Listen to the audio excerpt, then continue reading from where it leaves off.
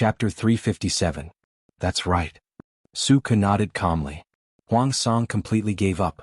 Talented people were everywhere, but his status was low. There was no way for him to attract talented people, let alone Lu Shi's son.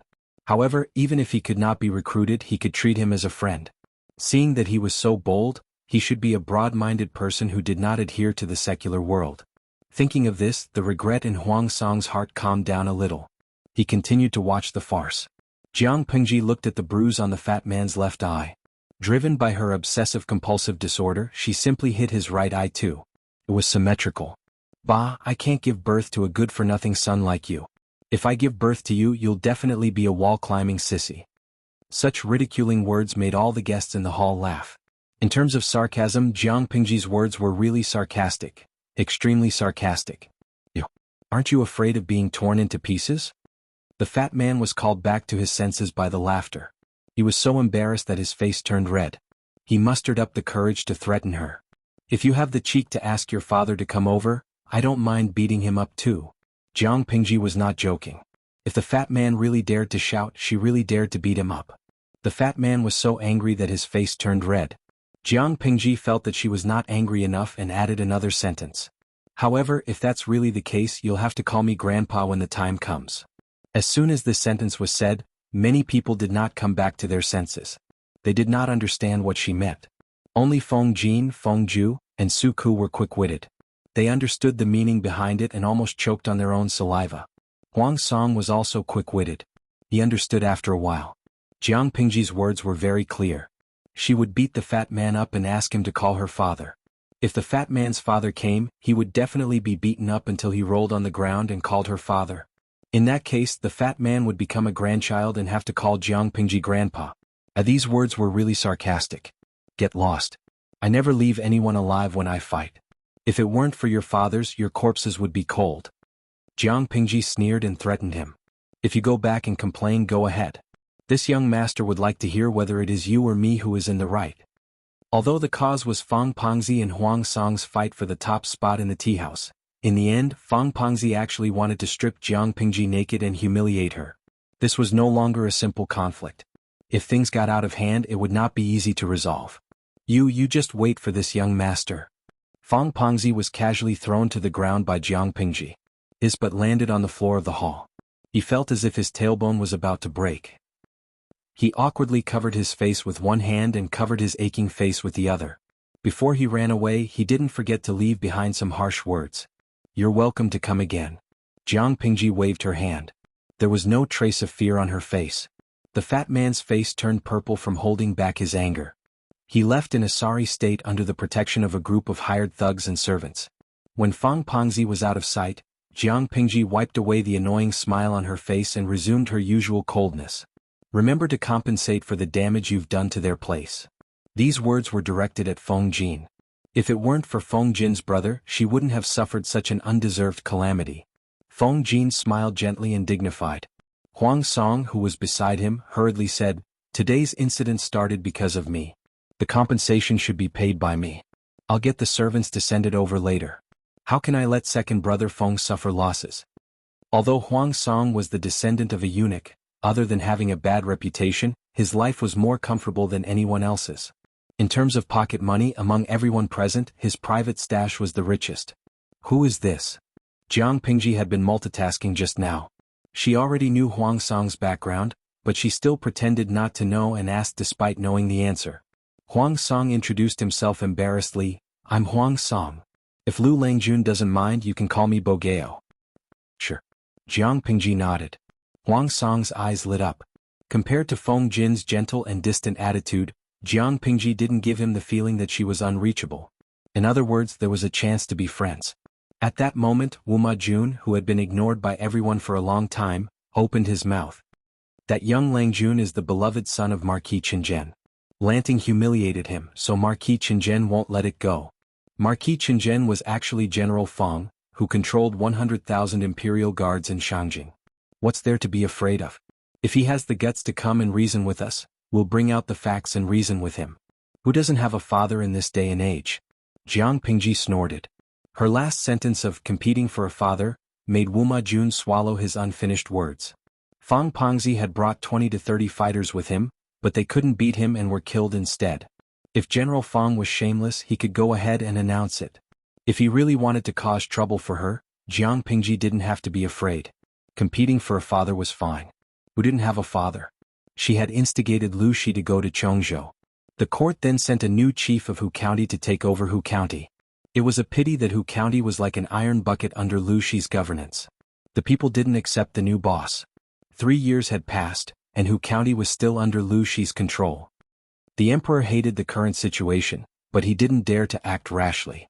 Hu County was a delicious cake that could only be seen but not eaten. Who would feel comfortable? Now the emperor wanted to use Lu Huan and Wu Majun's marriage to get closer to Lu Shi and the royal family. He wanted to use the marriage of his children to slowly force Lu Shi to hand over Hu County. At this moment, General Fang was the emperor's dog. Why would he bite Jiang Pengji? Not only could he not bite her, but he also had to apologize to her afterward. Feng Jin held back his laughter. He almost couldn't maintain his gentlemanly appearance. I haven't seen you for a few years, but you're still so sharp-tongued. I don't know who in this world can stand your temper. The world is so big. We can always find a matching pot. You don't have to worry about this. Jiang Pingji took her sandalwood fan and fanned herself. Suddenly she thought of something and said, I received your letter a few months ago. You said that Jingxian is 4 months pregnant. Now that I think about it, she should give birth in another 2 months, right? Under Lu Shi's matchmaking, Feng Jin married Wei Jingxian in the end. In terms of the Feng family, Wei Jingxian's birth was a little low. However, considering that she was not a member of the royal family, the conditions were not too harsh. Feng Ren and his wife asked for Feng Jin's opinion on the candidate recommended by Lu Shi. Seeing that their second son was not against it, the marriage was decided. Feng Jin was indeed a good husband in this era. At least Jiang Pingji did not find any traces of another woman in him. This meant that Feng Jin's backyard was relatively clean. Other than his official wife, there were no other women in a mess. Yes, my belly is getting bigger these few months. I vomit out whatever I ate last month. I'm so skinny. I feel nervous when I see it. It was Feng Jin's first time being a father. He usually looked calm, but in fact he was very scared. In terms of the current medical standards, giving birth to a child was a trip to the gates of hell. One careless move could lead to 2 deaths. I heard from the elderly that the first child is not easy to give birth. To avoid accidents, it's better to hire a gynecologist and an experienced midwife to be on standby at home. It's better to prevent accidents. The Feng family was rich and imposing. They could afford to hire a maternity attendant for their daughter-in-law. Chapter 358. After Wu Majun found an excuse to send Princess and Yaina away, Feng Jin suddenly sighed and spoke to Jiang Pingji. You shouldn't have come to Shangjing. The hustle and bustle downstairs gradually quietened down with Fang Pengzi's departure. The quiet and elegant atmosphere was restored. As soon as she entered the house, Jiang Pingji unceremoniously changed a new tea set for herself. She brewed a cup of tea and sipped it warmly. My father is far away in Chongzhou and has no time to attend my sister's wedding. I'm the only male in the family. If I don't come, who will? Feng Jin said, if that's the case, leave when you can after your sister's wedding. Jiang Pingji could not help but laugh. She said, you and I are considered old friends. Who would chase someone away the moment they meet like you? Feng Jin glanced at Jiang Pingji angrily as if to say, if you don't listen to good people, you'll suffer. He laughed helplessly. All right, I won't chase you away. Is that okay? The two talked about the recent years and the atmosphere was harmonious. Feng Ju, Huang Song and Su Ke listened quietly. Occasionally they revealed thoughtful expressions. Feng Ju was the most puzzled. He knew his elder brother's temperament very well. He seemed gentle and graceful as if he could talk to anyone. In reality, Feng Jin was the coldest, alienated and difficult to get close to. On the other hand, Jiang Pingji did not feel like a gentleman like the rumors said. Instead, she seemed to be rebellious. The two of them became good friends. It was a little out of place. Since the capital region is already so chaotic, why did you bring the whole family here? His wife was about to give birth. Feng Jin was really ambitious. The topic went around in circles and returned to the situation in Shangjing. Jiang Pingji thought of Wei Jingxian's pregnancy. Now that chaos was coming, why did Feng Jin come to Shangjing instead of taking his wife to have a good pregnancy in his hometown? If anything happened, he would not be able to get away even if he wanted to. Feng Jin smiled bitterly. He spread his hands and said, this is not something I can decide. Jiang Pingji was puzzled at first, but when she saw Feng Jin's expression, she vaguely understood something. Her starry eyes widened slightly. She asked, "The situation has reached such a stage? What else?" Feng Jin raised his eyebrows and asked. To put it bluntly, Feng Jin represented the Feng family as a hostage and lived in Shangjing to appease the emperor. The influence of the relatives of the emperor and the power of the eunuchs were the two biting dogs prepared by the emperor to deal with the aristocratic families. In the past few years, the emperor had become more and more muddle-headed, allowing the marriage between the northern borderline and Dongqing to go smoothly. This move made many aristocratic families sense a great change in the atmosphere. In order to protect their families, some people chose to continue to rise and fall in the officialdom, while others pretended to be defeated and slowly retired.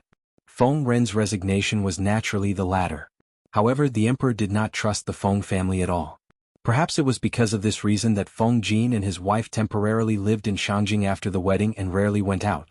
The situation in the capital region was getting more and more tense, and his wife's belly was getting bigger by the day. This put a lot of pressure on him. The two of them did not discuss this topic in detail. After all, Huang Song was still here and some topics had to be avoided. After staying for a long time, Huang Song vaguely knew that he was not welcome, so he simply found an excuse to leave the tea house. Feng Ju stood up to send him off. Feng Ju said in a low voice, "Second brother has been under a lot of pressure these days. Don't take it to heart, Bogeo." Although Huang Song was the son of a eunuch and his godfather was the powerful Secretary Huang, Secretary Huang was rather special among the eunuchs. He was also deeply liked by the emperor and did things like selling official positions and titles, but he also secretly extended olive branches to the aristocratic families. Yes, Huang Song's godfather, to put it bluntly, was on the fence. He was on good terms with both sides and did not offend either. If not for this, Feng Ju would not be friends with Huang Song. Huang Song shook his head, but his eyes kept glancing at the private room. He said in a low voice, "A few days ago, grandfather helped Song get a job. It's related to the guards in the capital region. If second brother Feng encounters any difficulties in Shangjing, feel free to look for me. I'll try my best to help if I can." Feng Ju nodded secretly and accepted this favor. "I will talk to second brother about this. I thank you on behalf of second brother Bogeo for your kindness." After sending Huang Song away, Feng Jin was slightly relieved and spoke freely. Lanting really shouldn't have come to Shangjing now. Even if he had to find a lame excuse, he should have rejected it. Didn't Lanting notice that the emperor has been finding excuses to summon scholars from various clans to gather in Shangjing? Even the officials of the aristocratic families who are working outside have been summoned. I'm really terrified. Whether it was Jiang Pingji, Feng Jin, or Feng Ju, the aristocratic sons in Shangjing were all hostages. Although the emperor had not revealed his true intentions, this move was enough to make people panic. He's already here. Can he escape in the middle of the night? Jiang Pingji rolled her eyes and snorted. Before coming to Shangjing, more than one person said the same thing to me, but I still came. I'd like to see what he's up to. Feng Jin had a headache. He silently mouthed, "The imperial guards are acting strangely. I'm afraid someone is trying to usurp the throne." Jiang Pingji's eyes turned cold. She instantly understood. The imperial guards were under the control of General Feng. General Feng was a relative who was promoted by the emperor. He was the emperor's confidant. If the imperial guards were to act strangely, it could be that the emperor wanted to attack the aristocratic families and force them to hand over their power. However, Feng Jin added, "I'm afraid someone is trying to usurp the throne." Then the imperial guards' actions were somewhat thought-provoking. Usurp the throne? The princes were fighting fiercely for the throne. Prince Changsho, who had become famous, was eyeing the throne covetously. It was really hard to say who the usurper was. In the end, this is just a show where the mantis stalks the cicada, unaware of the oriole behind. Feng Jin had lived in Shangjing for a period of time. He had a clear understanding of the current situation. However, who is the mantis, the cicada, and the oriole? It all depends on one's ability. Lanting, listen to my advice. Be obedient these days. Put your own safety first. When this period is over, the situation should be clear. Suke heard Feng Jin's sincere and earnest advice. He could not help but look at him with a complicated expression. He had a feeling that this was not a good sign. Would he be slapped in the face by this flag? I know. Jiang Pingji agreed verbally, but only she knew what she was thinking in her heart. After all, the tea house was Prince Changsho's territory. Even if Jiang Pingji could guarantee that the conversation would be discreet, She did not want to talk about such an important topic in someone else's territory. Feng Jin understood. The two of them tacitly stopped the topic. At that moment, Feng Ju returned to the private room. Feng Jin pursed his thin lips into a straight line when he saw his troublesome younger brother. He looked very displeased. Feng Ju was completely oblivious to it. He laughed and sat down. You have to act according to your ability to save others. If you don't have the ability, you will bring trouble to others. Is this what the master at home taught you? Father doesn't like you to hang out with those people from all walks of life, but you don't. That Huang Song's heart is not pure. You call him brother, and today you almost caused trouble. Feng Jin frowned unhappily. He lectured in a flat tone. If Lanting was not present and helped you out, tell me, how do you want to end this? Feng Ju was not afraid of Feng Jin at all. He replied with a smile, I feel that Bogeo has a genuine temperament and is worth befriending. Chapter 359. Feng Jin took a deep breath and asked bluntly, your so-called true temperament is to drag you down with me when I get into trouble? This annoying little brother of his should grow up a little. How could he count the money after being sold? Huang Song and Fang Pengzi led their men to fight each other. Regardless of whether they won or lost, both sides would have a sense of propriety. No lives would be lost. At most, they would just embarrass themselves. However, Huang Song shouted, Brother Ju, quickly come and save me. Feng Ju, who was supposed to stay out of this matter, was dragged into it. To put it bluntly, with Feng Ju's little bit of martial arts, he would only be sending himself to die if he went over. What help could he provide? Not only did Feng Jin dislike Huang Song for being a eunuch, but he also despised him for dragging Feng Ju into the mire. Just this action alone was enough for Feng Jin to defame Huang Song for a lifetime. Feng Ju did not speak. Feng Jin snorted coldly and asked, Don't be vague about the main point. Answer me. Without Lanting's help, how would you have ended up today? Third brother, this is Shangjing. There are hidden dragons and crouching tigers everywhere. You are not allowed to act recklessly. When he thought of Fang Pengzi's previous request for a bet, he was so angry that his chest hurt. What made him even more upset was that Feng Ju had agreed to it immediately. This brat shouldn't have been released at all. Feng Ju, on the other hand, had a good temper. He smiled and said, Don't be angry, second brother. Bogeo won't let me be humiliated. After Feng Jin heard this, he seemed to have thought of something. His expression became strange and conflicted, like an overturned pallet. His fingers trembled, afraid that he would hear some strange words from his younger brother's mouth. Jiang Pengji could tell that the two brothers were talking the same language. She could not help but laugh. She coughed lightly to attract their attention. What Huaijie wants to say is that Huang Song has the intention to rope him in. Regardless of whether it's a ploy to gain Huaijie's trust, he will try his best to protect Huaijie even if he is humiliated, Jiang Pengji explained, dispelling the terrifying thought in Feng Jin's mind. Feng Ju revealed a relaxed smile and nodded. That's right. Rather than saying that Huang Song had asked Feng Ju for help, it was more like Feng Ju was testing Huang Song to see how magnanimous he was. Even without Jiang Pengji's help, Feng Ju was confident that he could escape unscathed. His brother was worrying too much. Feng Jin had a lot to say, but he didn't know where to start. Feng Jin's face darkened.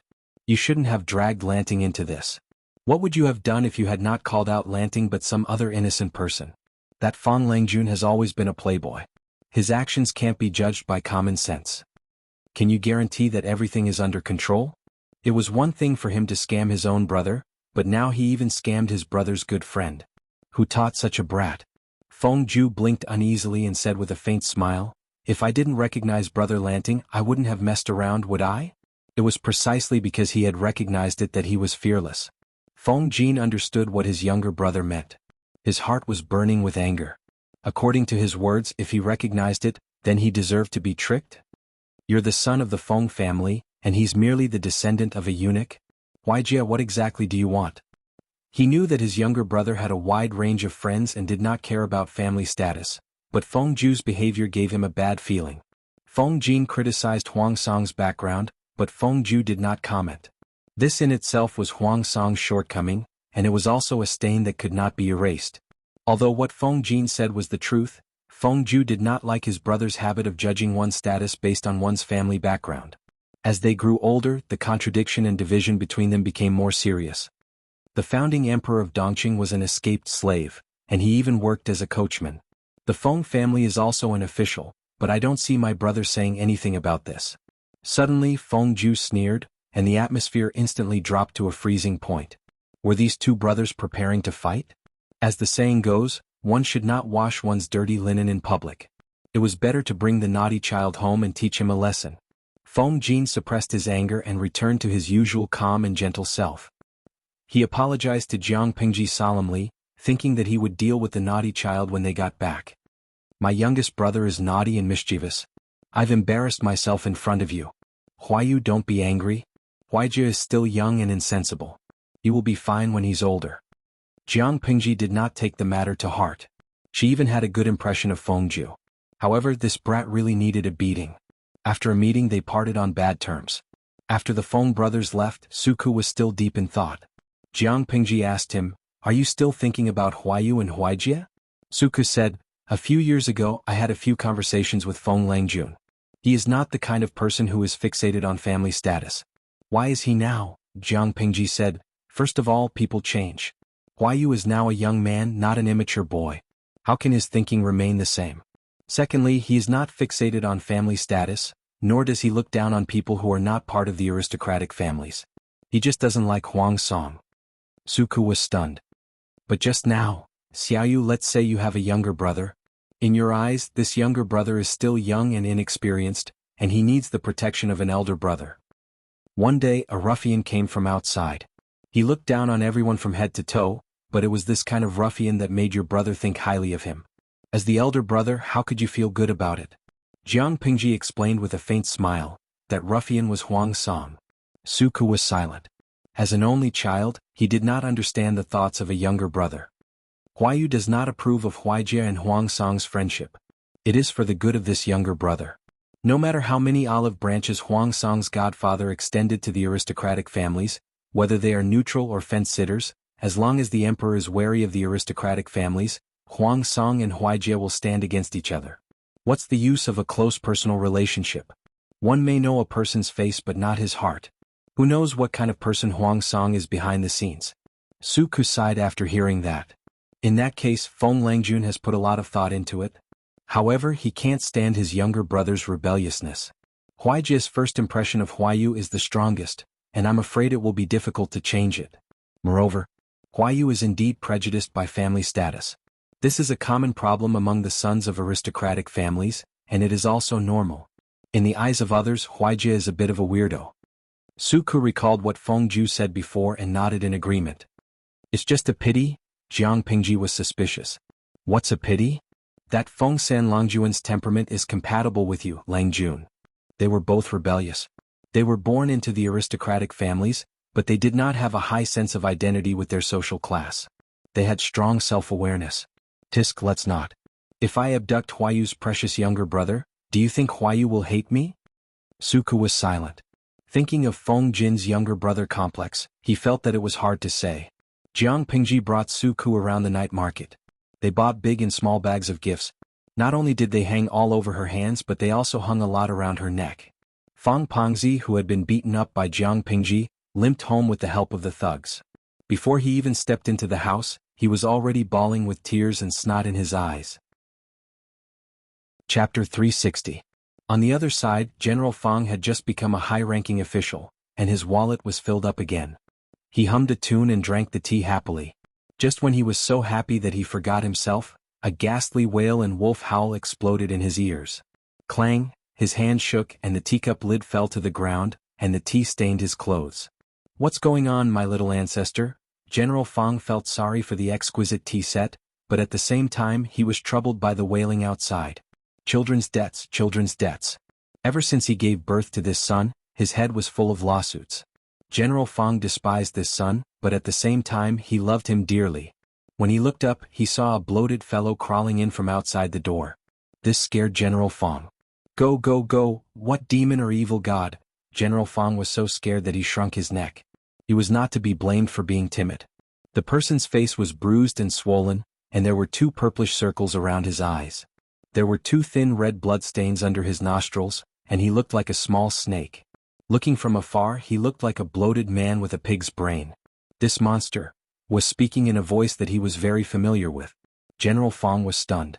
Wasn't this his son's voice? "Father, your son's heart is bitter." Fang Pengzi struggled to push away the servant who was supporting him, and crawled to his father pitifully. At this moment, General Fang had to face the truth. This unlucky child who was beaten into a pig's head was really his son. "Daddy sweetheart, how did you become like this?" He wanted to hold his son's face to see where he was hurt, but he didn't know where he touched the wound. Fang Pengzi grimaced in pain, and General Fang didn't dare to act rashly. Fang Pengzi's tears and mucus flowed down his face. "Father, it's that damned Huang Song who bullied me again." General Fang was instantly enraged when he heard this. He flipped the tea table beside him with a slap. "How dare you? How dare a eunuch's grandson touch my son? I want to ask, how did that eunuch Huang Tan teach his grandson?" General Fang was so angry that he could not stop breathing. His own son was beaten by a eunuch's grandson, where could he put his face? Fang Pengzi continued to weep and wipe away the snot and tears on his face with his right hand. "Father, it's not just Huang Song. There are other bastards." Fang Pengzi had always looked down on Huang Song. No one was more noble than the other, but he was the one who could become the disciple of a great scholar. What? The two of them had their fair share of conflicts in private. Some of them had won and some of them had lost. However, this was the first time they had suffered such a huge loss. Who else besides Huang Song? General Fang had a fierce face, and his palms, which were as big as a cattail leaf fan, were covered with thick calluses. Coupled with his burly and obese body and his fierce expression, he looked somewhat dignified. But everyone knew that General Fang was of humble birth. Before he became Marquis Qingzhen, he was a street peddler. Fang Pengzi said vaguely, "There's another kid. I don't know where he came from." General Fang was silent for a while. Although he felt sorry for his son, he was not blind. There was something wrong with Fang Pengzi's attitude. It was obvious that he was hiding something. This made him more cautious. He simply called his son's lackey over and asked him in detail. After a detailed inquiry, General Fang almost clutched his chest and breathed his last. "Evil creature. Who asked you to provoke them?" The Feng family of Shangyang was an existence that even the emperor was wary of. Who gave this kid the guts to do so? However, the Feng family had already retired. There was no one in the court, so there was no need to be too afraid. General Fang was not worried about the Feng family. He was worried about Lu Shi and Chongzhou. Fortunately, his son did not really bully Lu Shi's son.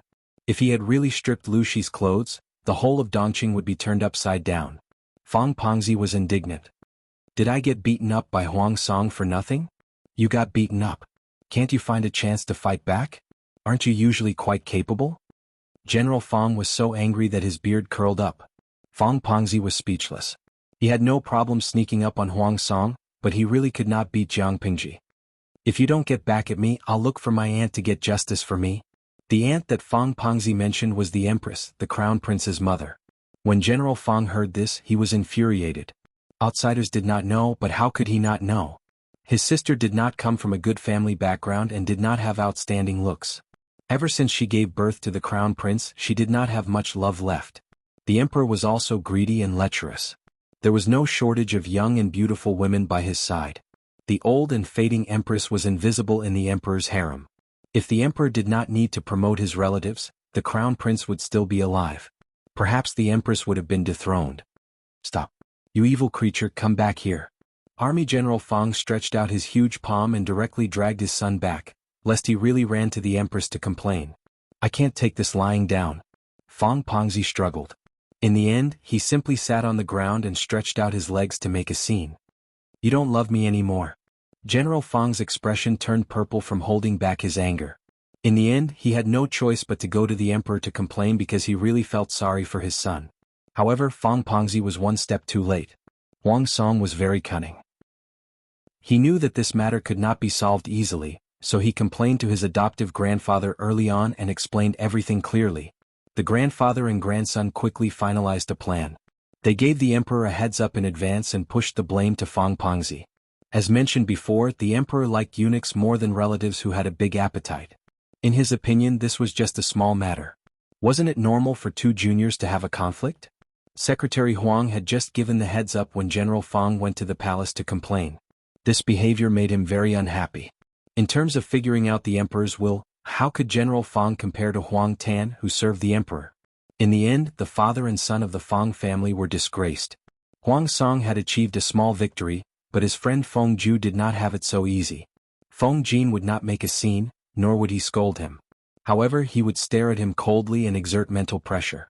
Under such cold violence, Feng Ju gradually could not sit still anymore. What's so good about Huang Song? Feng Jin opened his mouth slowly when the hot tea was cold. You and I both know that the 9 states and 5 countries will not be stable for many years. We don't know when the world will be in chaos and heroes will rise. But tell me, what capital does Huang Song have to compete? More importantly, what capital did Huang Song have to make Feng Ju look favorably on him? Brother, you have a better future by yourself than by investing in Huang Song. Speaking of connections, Huang Song's adoptive grandfather was a eunuch. He had more enemies than friends in the court. Speaking of money, Huang Tan had made a lot of money by selling official titles. Otherwise, he would not have been able to buy an official position for Huang Song at such a high price. But did the Feng family lack money? Speaking of official positions, Huang Song was the patrol officer of Shangjing, which was bought at a high price. It sounded nice, but his duties were similar to those of urban management. He was only in charge of trivial matters. Speaking of fief, there was no need to consider this question. Feng Ju wanted to dodge it, but Feng Jin would not let him go so easily. Chapter 361. Connections, wealth, status, official title, territory. In Feng Ju's opinion, these were all external things. If one managed them well, they would naturally be there. A low starting point did not mean that one was destined to fail. If the person one was loyal to was a pig, even if one earned mountains of gold and oceans of silver, it would all be wasted in the end. On the contrary, if one had a godly teammate, even if one was poor, one would still succeed in the end. Feng Ju knew this very well.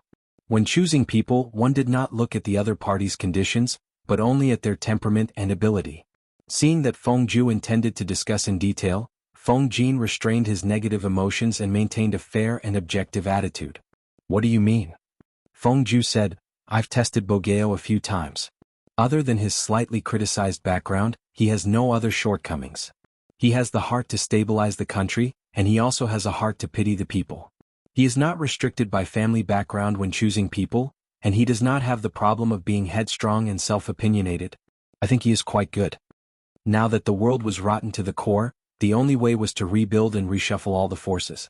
Taking advantage of the chaotic world, they could promote a bold and loving ruler. Only then could they usher in a truly prosperous era. Otherwise, the world would just have a different surname. Feng Ju had a good plan, and Feng Jin could understand his desire, but he still laughed coldly and poured cold water on his younger brother. Now that Huang Song is poor, his true temperament is still uncertain.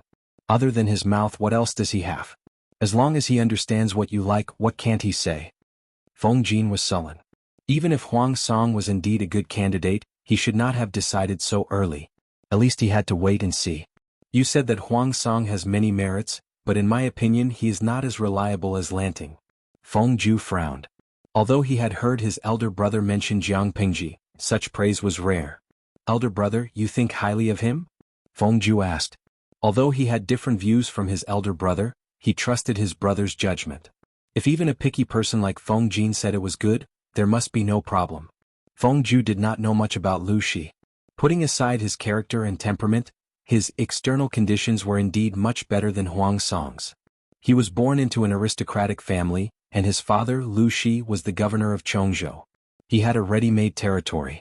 Even if Chongzhou was close to the 3 tribes of the northern borderline, the terrain was steep, and it was near strong enemies, it was still considered a place to settle down and have a foundation. Not only that, but Lu Shi had also studied in Langyi for 3 years, which was a famous institution of higher learning in the world.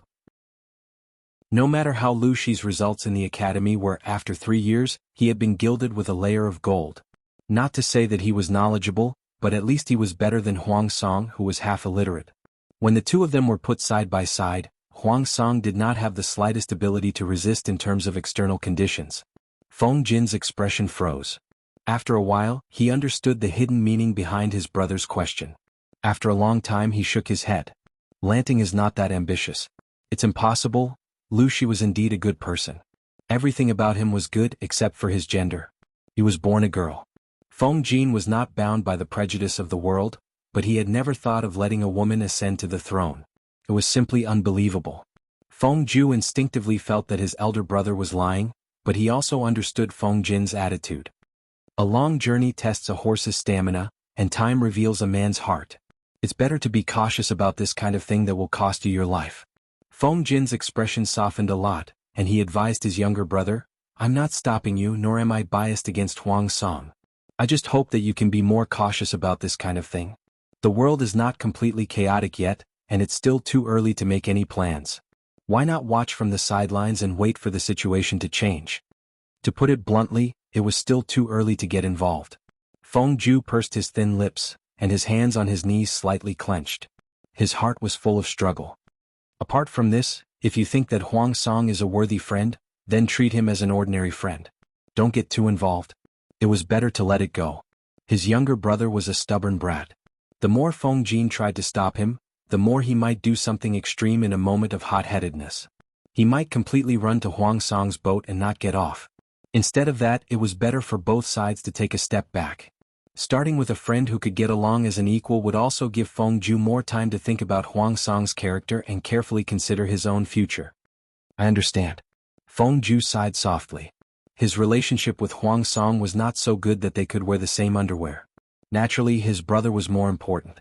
As the two brothers spoke, a series of slow but heavy footsteps came from afar. After a while, a gentle female voice was heard. Husband, what are you talking about? Why are you so intimate?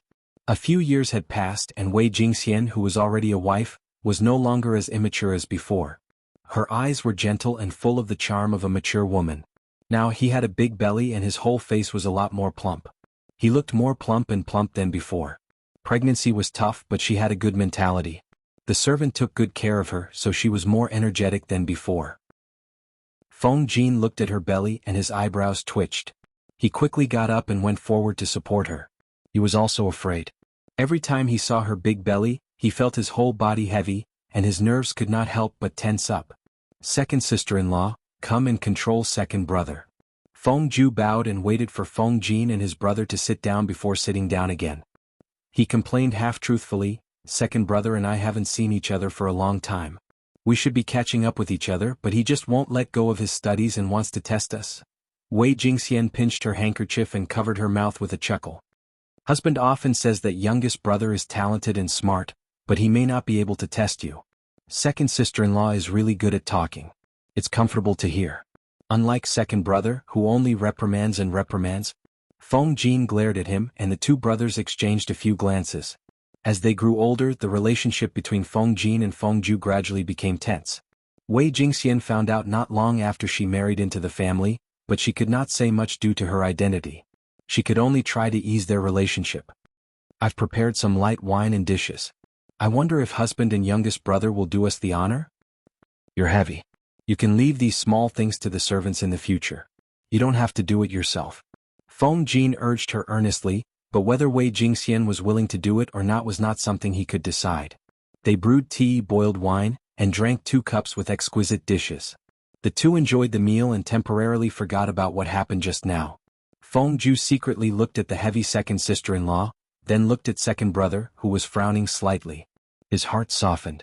It was better for him to listen to his second brother's advice and observe the situation from the sidelines for now. The sky was dark. Feng Ju stayed in the guest room, and Feng Jin and his wife also prepared to sleep. Before going to bed, Feng Jin suddenly thought of something. It's the wedding of the 4th prince and the daughter of the Lu family's concubine. It's reasonable for us to give them a small gift. Wei Jingxian touched her belly and did not react for a moment. Feng Jin said again, the daughter of the Lu family's concubine is Lanting's sister. Although they were not relatives, Feng Jin and Lu Shi were good friends, and he was also a friend with Wu Majun, so he should give him a gift. Chapter 362. The governor of Lu province is busy. As the second son, Lanting has to send his sister off. Feng Jin turned around and sighed. But she shouldn't have come at this time. I don't know if she can get out of this mess. Wei Jingxian wanted to say something but stopped. The room was dark, so Feng Jin didn't notice the hesitation on her face. He didn't hear Wei Jingxian's reply for a long time. He reached out and touched her tight belly. Is the child bothering you again? They had been married for 2 to 3 years. He knew Wei Jingxian's stubborn temper. When she was still young, her legs would always cramp at night. She didn't want to disturb his rest, so she gritted her teeth and endured it. Towards such a wife, Feng Jin loved and respected her, and the relationship between the two steadily improved. No. I just suddenly thought of the past and felt a little emotional. Past? Feng Jin rarely heard his wife talk about the past. He smiled and asked, "Is it related to Lanting?" Wei Jingxian secretly bit her lips with a troubled look on her face. She didn't know that Feng Jin already knew Lu Shi's gender. Even if Feng Jin and Lu Shi were friends, she was Lu Shi's former fiancée. She had been engaged since she was a child. Wei Jingxian couldn't figure out Feng Jin's attitude towards this matter, so she had always avoided mentioning Lu Shi. Wei Jingxian hesitated and tried to sound calm. "Yes, it's related. I loved to eat when I was young, so I was round and a little fat. But I was naughty and couldn't calm down. I wanted to avoid the maids and play everywhere. One day when no one was looking, I climbed up the pear tree outside the courtyard. I climbed up but couldn't get down. I cried for a long time." Feng Jin smiled. "And then? I don't know if it's because children are similar in nature. The maids looked for me and almost cried, but Lanting found me. I was worried that I would be punished by the elders in the family, so they didn't let me ask the adults for help. But I didn't dare to go down. I couldn't do anything, so she said she wanted to be my cushion. She said she would take responsibility if I fell." Wei Jingxian smiled mischievously. "Madam must have been very cute when you were young. What happened after you jumped down? Was you safe and sound? Since it was round and smooth, it must have hit Lu Shi when it jumped down." Thinking of that scene, Feng Jin felt inexplicably pleased. Wei Jingxian said, "I'm fine, but Lanting's muscles and bones have been hurt." Feng Jin held back his laughter and teased, "If that's the case, I should prepare a small gift for Lanting tomorrow to thank her for her kindness." Wei Jingxian was startled. She thought that Feng Jin was angry, but he didn't sound angry at all. She probed and said half-truthfully, "Could it be that my husband is jealous?" Feng Jin asked suspiciously, "Why should your husband be jealous?" "He was jealous of a girl." "Was he that kind of person?" "No." At this moment, Feng Jin's smart brain realized that the couple was talking about the same thing. He could not help but laugh. Wei Jingxian was also dumbfounded. She didn't understand what was so funny about her words. "Go to sleep. It's rare that the child isn't bothering you. Have a good sleep." Feng Jin kept his smile and did not explain to Wei Jingxian. The couple did not speak for a night and slowly fell asleep. Nowadays, Shangjing was in a state of panic. The ordinary people did not know the inside story and continued to live ordinary lives. It was as if they were living in a peaceful era. The intrigues of the nobles did not affect them at all. Only those with a keen sense of smell could discover the undercurrents under the calm surface. It was not until Wuma Jun's wedding that the calm surface began to show a slight, invisible crack. Apart from the wedding of Princess Yaina and the second prince a few years ago, this wedding was a rare joyous occasion for the Dongqing royal family. The gimmick of a royal wedding was very attractive to the audience in the live streaming room. Waha milk, #rubbing face. It's the streamer's sister getting married. Why am I so nervous as if it's my own wedding? Inyang Kuaishian, the person above feels the same. I'm very nervous too. The streamer did not attend the second prince's wedding. Now that the person getting married is the streamer's sister, she can watch the ancient royal wedding in person. If she watches it, it's the same as us watching it. There was no feudal empire in the audience's dimension. The royal family was an unfamiliar word to the ordinary people. With their limited imagination, they could not imagine how grand an empire's wedding would be. During the few days when her sister was getting married, Jiang Pingji was very low-key. She stayed in the residence most of the time and only went out to visit a few times. Most of the people she visited were Lu Shi's friends in the officialdom. The content of the conversation was also boring and had no nutritional value. It was like the calm before the storm. As the date of the wedding approached, the atmosphere in the whole of Shangjing became more and more strange. Early that morning, Jiang Pingji started the live streaming. 150,000 viewers flooded in instantly. With Taksha's help, Jiang Pingji washed her hands carefully and put on a festive dress. She glanced at the bullet screen in the live streaming room and smiled faintly. "Host V, am I handsome?" As soon as she posted the bullet screen, her fans responded one after another. Various amounts of gifts flowed in like water. Therefore, Jiang Pingji, who was elegant and more handsome than the groom, was ready to go. She picked up the sandalwood fan in her hand and prepared to make things difficult for the groom. The wedding customs in Dongqing were like that. If the groom wanted to marry the bride, he had to go through 81 difficulties. In the words of the audience in the live streaming room, it was actually making trouble for the groom. However, compared to the vulgar behavior that the audience in the live streaming room complained about, making trouble in the current era was very elegant and difficult. Jiang Pingji chose a good angle. The audience in the live streaming room was dumbfounded. Dora aiming, I always feel that if the single men went to the era of the host, they were destined to be single for the rest of their lives. There were many obstacles. Not only did they test the 4 arts, but they also required the groom to recite poetry, dance and play with ink. They taught him about the classics and history. Because Wuma Jun was a prince, it was inevitable that he would go easy on the groom. These tests were set in advance. He had the strategy. No matter how difficult or tricky the questions were, he could solve them easily. The high-spirited Wuma Jun had passed through many obstacles. His elegant demeanor and excellent literary talent had left a good impression on him. Every time he passed a challenge there would always be people cheering and praising him. If one did not know better, one would think that Wuma Jun was the reincarnation of when Xu Xing Jiang Pingji was in charge of the last challenge. The luxurious and exquisite house behind her was the place where Lu Huan would get married. Only with Jiang Pingji's permission could Wuma Jun escort the bride away. That was the most exciting moment of the wedding. Lanting, please. Wuma Jun was not interested in Lu Huan. After all, she was young and her bones had not even developed. What was interesting about her? Chapter 363. Jiang Pingji nodded slightly, took a deep breath and said sadly, "My sister is spoiled at home, so it's inevitable that she'll be a little willful. Xingzi, if you marry her, please forgive her. Now that the auspicious moment is here, I won't be the bad guy. I just need you to promise me one thing, that you'll treat her the same for the rest of your life regardless of her status. If you promise me this as her brother, I'll be at ease and entrust her to you." Wuma Jun solemnly bowed and said, "Don't worry, Lanting. I'll never let her down for the rest of my life." "That's good." Jiang Pingji turned to the side, her eyes filled with reluctance. Wuma Jun was secretly happy. He had passed this hurdle. Even though she didn't make things difficult for Wuma Jun, her concern for his sister's lifelong happiness still moved many people. Even if they didn't say anything on the surface, they couldn't help but sigh in their hearts. What a good heart. It was normal for an older brother to dislike his brother-in-law, but would his sister be happy if he kept making things difficult for his brother-in-law? His brother-in-law was broad-minded, so he naturally wouldn't mind his brother-in-law making things difficult for him. If his brother-in-law was narrow-minded, he might implicate his sister.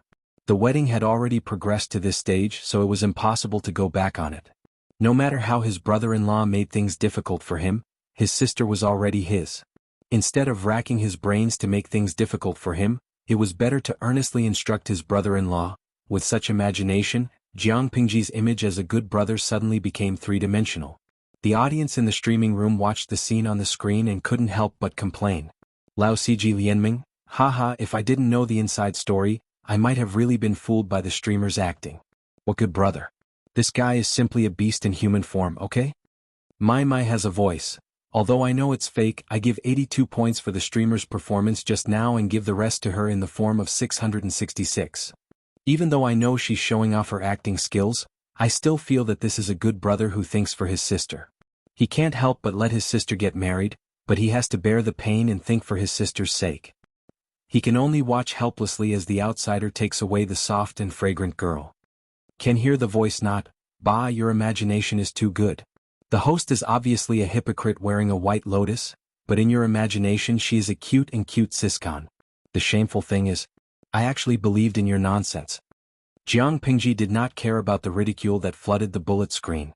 She stared blankly at Lu Huan, who was being supported by the matron of honor. Dongqing's wedding attire was different from what the audience in the live streaming room knew. Although the surrounding attire was a festive red, the groom's wedding attire was a very heavy black. The bride's wedding attire was mainly green and purplish. The clothes were layered and the colors were from the inside to the outside, from light to dark. Due to the different status of the newlyweds, there was a strict classification of wedding clothes. The Empress was the most precious. There were a total of 18 levels, and the colors and patterns of each level were strictly regulated. As the princess consort of the prince, Lu Huan's wedding dress was only lower than that of the Empress and the crown princess. Her rank was higher than that of the princes, and she had to wear a total of 12 layers.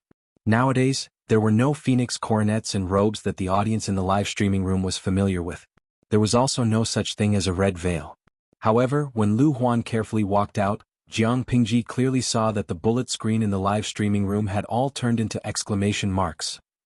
Hairpins, ornaments, each of them had 12 as their number. Her ink-like hair was tied up high and adorned with a gorgeous jade crown. Perfect flowers carved from jade adorned her hair. She was as charming as a real flower that had just been plucked from a branch. The pearls and jade on her head were dazzling. Some of the more knowledgeable audience members wanted to take a screenshot of the scene and zoom in to take a closer look at the ornaments on Lu Huan's head.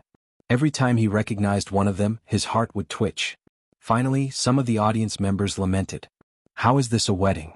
This is simply putting the most precious thing on her head, and it's so beautiful. Ingyang Kuaixian, I really want to hold a wedding like this. I wonder if Taoyang will release a luxurious wedding package after today's live streaming? If there is, I must drag my boyfriend to take a photo of it. I feel that it's more pretentious than a wedding dress. Can hear the voice not, Taoyang is omnipotent. After Su Ke's wedding, one of Taoyang's wedding stores immediately released the same package. I checked the sales later. It's selling 45,000 sets a month. It's really popular. Jiang Pingji's sharp eyes saw the contents of the bullet screen. She secretly raised her eyebrows. A businessman is indeed a businessman. He's good at grasping business opportunities. Lao Siji Lianming, that wedding company? The simplified version costs $99.99. I saw the customer's reply and I almost died laughing. Look at how beautiful Su Ke and Xuanmei are. They will be together forever. But the buyer's show is simply a joke between a married couple. At this time, another audience member ridiculed. Grapevine Jiazi Dolai, I agree with the person above. Do you know how expensive the wedding ornaments on the streamer's sister's head are? I'm in this line of work. Calculating the current market price, it's at least in the hundreds of millions. How can Taoyang's imitations, which cost a few dollars, be auctioned off for hundreds of millions? That's just the headwear. It doesn't include the cost of the wedding dress. Even so, there were still some greedy audience members who went to search for Taoyang. When the keywords were entered, a few pages of information immediately popped up. Unbeknownst to Jiang Pingji, this strange streaming room had created a huge storm in their dimension. Many industries had been born and many unemployed people had been saved. Of course, after these people became rich, they did not forget to reward Jiang Pingji. The streaming room was noisy. Jiang Pingji saw that there were too many bullet screen comments. She simply blocked them for a while. She raised her hand and took Lu Huan's hand. In the future you will marry into the royal family and live a good life. If you suffer any grievances, you must tell your brother, Jiang Pingji said sadly. Her tone was a little choked and full of reluctance. Those who heard it were very touched. Lu Huan was vigilant, but she also knew that she could not undermine Jiang Pingji. She bowed to Jiang Pingji. Her eyes were filled with tears. Brother, take care. Facing Jiang Pingji, who was an Oscar winner, Wu Majun and Lu Huan were at most popular actresses who had won the Newcomer Award. Their acting skills could be seen at a glance. Especially when Jiang Pingji was showing off her acting skills at that moment, and Lu Huan was absent-minded. Naturally, she was at a disadvantage. A royal wedding was naturally different from an ordinary one. If it was an ordinary person, the procedure would take a long time, but Wu Majun was a prince. He had the upper hand. He easily welcomed the bride, Lu Huan, onto the luxurious wedding sedan that was carried by 8 people. He then mounted the horse in high spirits. Although the scale of the wedding was not comparable to that of Princess Yaina, the bride, Lu Huan's dowry was talked about enthusiastically by the people of Shangjing. 10 miles of red makeup, it lived up to its name. There were 100 tables of banquets in front of the 4th prince's residence. There was a dazzling array of seafood, delicacies and exotic fruits. Although the cuisine in ancient times was not as developed as in the streaming room, they had sufficient ingredients. In their world, the protected wild animals, national protected animals and world-class protected animals. In this era, as long as it was edible, it could all be served on the table. Coupled with the meticulous cooking of famous chefs and all kinds of lifelike carvings, it was simply gorgeous. There were 100 tables of banquets. As a member of the bride's family, Jiang Pingji naturally had to be treated as a distinguished guest. Chapter 364. Langjun, you can't bear to part with the second Yangzi? Su Ke had already left his lowly status and found a seat in the corner as Lu Shi's right-hand man. He was eating delicious food. Seeing Jiang Pingji's unhappy expression, he was afraid that she would do something against the rules, so he secretly tested her. Why would I be reluctant? Jiang Pingji glanced at him and said, I just suddenly remembered something. A few years ago, the second prince and the princess of the northern borderline got married, and Shangjing was just as lively. It was a world of ice and snow, and 100 banquets were held. The atmosphere was heated. Now that I think about it, it coincides with today's scene. Suku was silent. Of course he knew what happened that year. Shangjing had a severe snowstorm, but the wedding of the second prince and the princess of the northern borderline was still lively. 100 banquets were held for 9 days and 9 nights, but almost no one touched the food. In a world of ice and snow, the food was not tasty when it was cold. Not far away people starved to death. The back of the second prince's mansion was full of food and buckets of swill. Thinking about these things, it would be strange if his Langjun could be happy.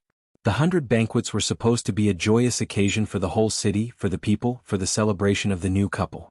In fact, ordinary people could not even get close to it, let alone sit at the table. Langjun, today is the second Yangzi's big day. Even if you should be happy. After being interrupted, Suku suddenly lost his appetite to eat. Like Suku, the bridegroom also lost his appetite. Wuma Jun was forced to drink 2 glasses of wine as a gesture. He walked into the bridal chamber with a faint smell of alcohol. Night had fallen, but when he looked at the bride sitting by the bed, with her young face and dry body, he could not arouse any sexual interest at all. The maid helped Lu Huan wash off her makeup and remove her heavy headwear. Without the concealment of heavy makeup, her face looked even more youthful and tender. Even if her facial features were very good and one could tell at a glance that she was a beauty with unlimited potential in the future, Lu Huan was still too young. She looked like an unripe fruit. How could she be eaten? Wuma Jun was unwilling, but that was the wedding procedure. Not wanting to consummate their marriage was akin to slapping the bride in the face. If Lu Huan's family found out, who knew what kind of rumors would spread? Lu Huan timidly glanced at her husband, her face instantly flushed with embarrassment. Wuma Jun was not a gentleman, but he was very thick-skinned. He was the best at deceiving ignorant girls.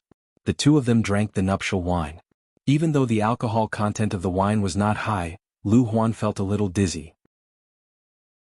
Her whole body felt as if she was walking on cotton, light as a feather. Wuma Jun secretly frowned, his pursed lips tightened.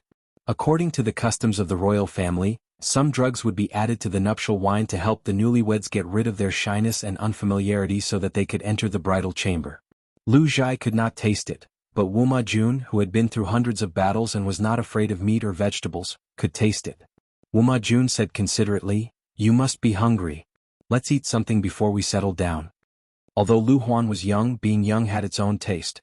Anyway, he was not the one who was at a disadvantage. Lu Huan's ears heated up. She shyly nodded and secretly tightened her grip on a bottle in her sleeves. She had asked someone to secretly search for this thing in the little slut Huijun's room. Huijun was mysterious and took this thing very seriously. Lu Huan, who had persecutory delusions, thought that this was something Huijun used to harm her. However, after the doctor examined it, he said that it was a pregnancy aid medicine. Lu Huan did not believe it and secretly invited a few doctors to examine it. The conclusion they came to was the same. It was harmless to the body. Many precious medicines were used to help a woman get pregnant. At first, Lu Huan did not want to use this thing, but she could not help but be tempted. After that, she quietly ground some medicinal powder and mixed it with food. After a few transfers, she gave it to a woman who did odd jobs. She had been married for 3 years and had been abandoned by her husband. Her status in the family was worrying. Lu Huan ordered her trusted servant girl to secretly bribe a cook. The cook took advantage of the night to secretly defile the woman. After a month, she actually had a pulse of pregnancy. This all happened on the way to Shangjing. It was done secretly and carefully, so it did not arouse suspicion. Lu Huan was determined to capture her husband's heart and gain a foothold in the fourth prince's residence. Naturally, she valued children. When she was having breakfast this morning, she had already secretly consumed the easy pregnancy pill and gotten someone to send Huijun some food mixed with cold elements. In this way, she did not believe that she would not be able to give birth to a son before Huijun. Lu Huan and Wuma Jun ate some food. She said charmingly, "It's late. Husband, do you want to settle down?" Perhaps it was the nuptial wine that had taken effect. Wuma Jun felt his whole body heat up. He nodded in agreement and carried her to the wedding bed. After a round of sex, the medicinal effect in Wuma Jun's body had subsided. He got up and called for the servants to prepare hot soup. He looked at Lu Huan, who was sleeping soundly in his arms with traces of tears on her face. He secretly pouted. Her shriveled body was like a man's. "Your servant will serve your highness as you bathe." Wuma Jun was feeling that this wedding night was extremely boring. A refreshing fragrance wafted into his nose, causing his abdomen to tighten. When he listened carefully, the woman's voice seemed to be scratching his heart. It was itchy and made his heart tremble. Come in, Wuxia Jun answered vaguely. A graceful figure walked out from behind the curtain with a basin of water in her hands. Her steps were light and graceful. Her clothes were clean and neat, and there was not the slightest bit of extra embellishment in her hair. She was like a beautiful lotus flower standing in the cool breeze, but her starry eyes were captivating, as if they could hook away one's soul. Her plump lips were red without any makeup, making one want to lean forward and taste them. "What's your name?" The other party seemed to be confused by the rude question. She lowered her head and said timidly, "Your servant's name is Hui Jun." "Good name." Wuxia Jun's eyes were glued to her full and perky chest. He asked again, "Are you a servant girl in the residence?" "No, your servant is the second Yangzi, the fourth imperial concubine's dowry." Towards the end, she was practically biting her lower lip as she spoke. A dowry girl had the duty to serve the male master. After Wuxia Jun heard this, his eyes lit up. However, he was a hypocrite. He could not hug her directly. Instead, he put on airs and asked, "Why haven't I seen you before?" Hui Jun said, "Tonight is the wedding night of your highness and the imperial concubine." At the mention of this, Wuxia Jun was in a slightly bad mood. However, when he thought of the peerless beauty in front of him, his lower abdomen could not help but tighten. "Come here and help me bathe." "Yes." Hui Jun soaked a towel in hot water. Just as she was about to help him wipe his back, he suddenly grabbed her wrist. Wuxia Jun felt as if he was grabbing a soft and boneless hand. The skin was smoother and smoother than a peeled egg. As the two of them got closer, the seeping fragrance became clearer. Chapter 365. Wuxia Jun did not pretend to be a gentleman. He directly dragged her into the bathtub and engulfed Huijuan's cries of surprise and protests. That night, he truly knew the wonderful feeling of yin and yang harmonizing. Even his soul was trembling. He seemed to have unlimited energy. He tossed and turned Huijun. He could not enjoy himself to his heart's content. He wished he could die on top of her. When the sky brightened, he could only regretfully hug the exhausted person and kiss her gently. He lamented that the night was too short. Huijun lay in his arms like a puddle of water. She looked tired, but her body was not so tired. She even felt refreshed. It was only then that she understood why her Langjun said he could make her a beauty who brought disaster to the country. She was a prostitute, but she was like a virgin last night. She even deceived Wuxia Jun, who had experienced hundreds of battles.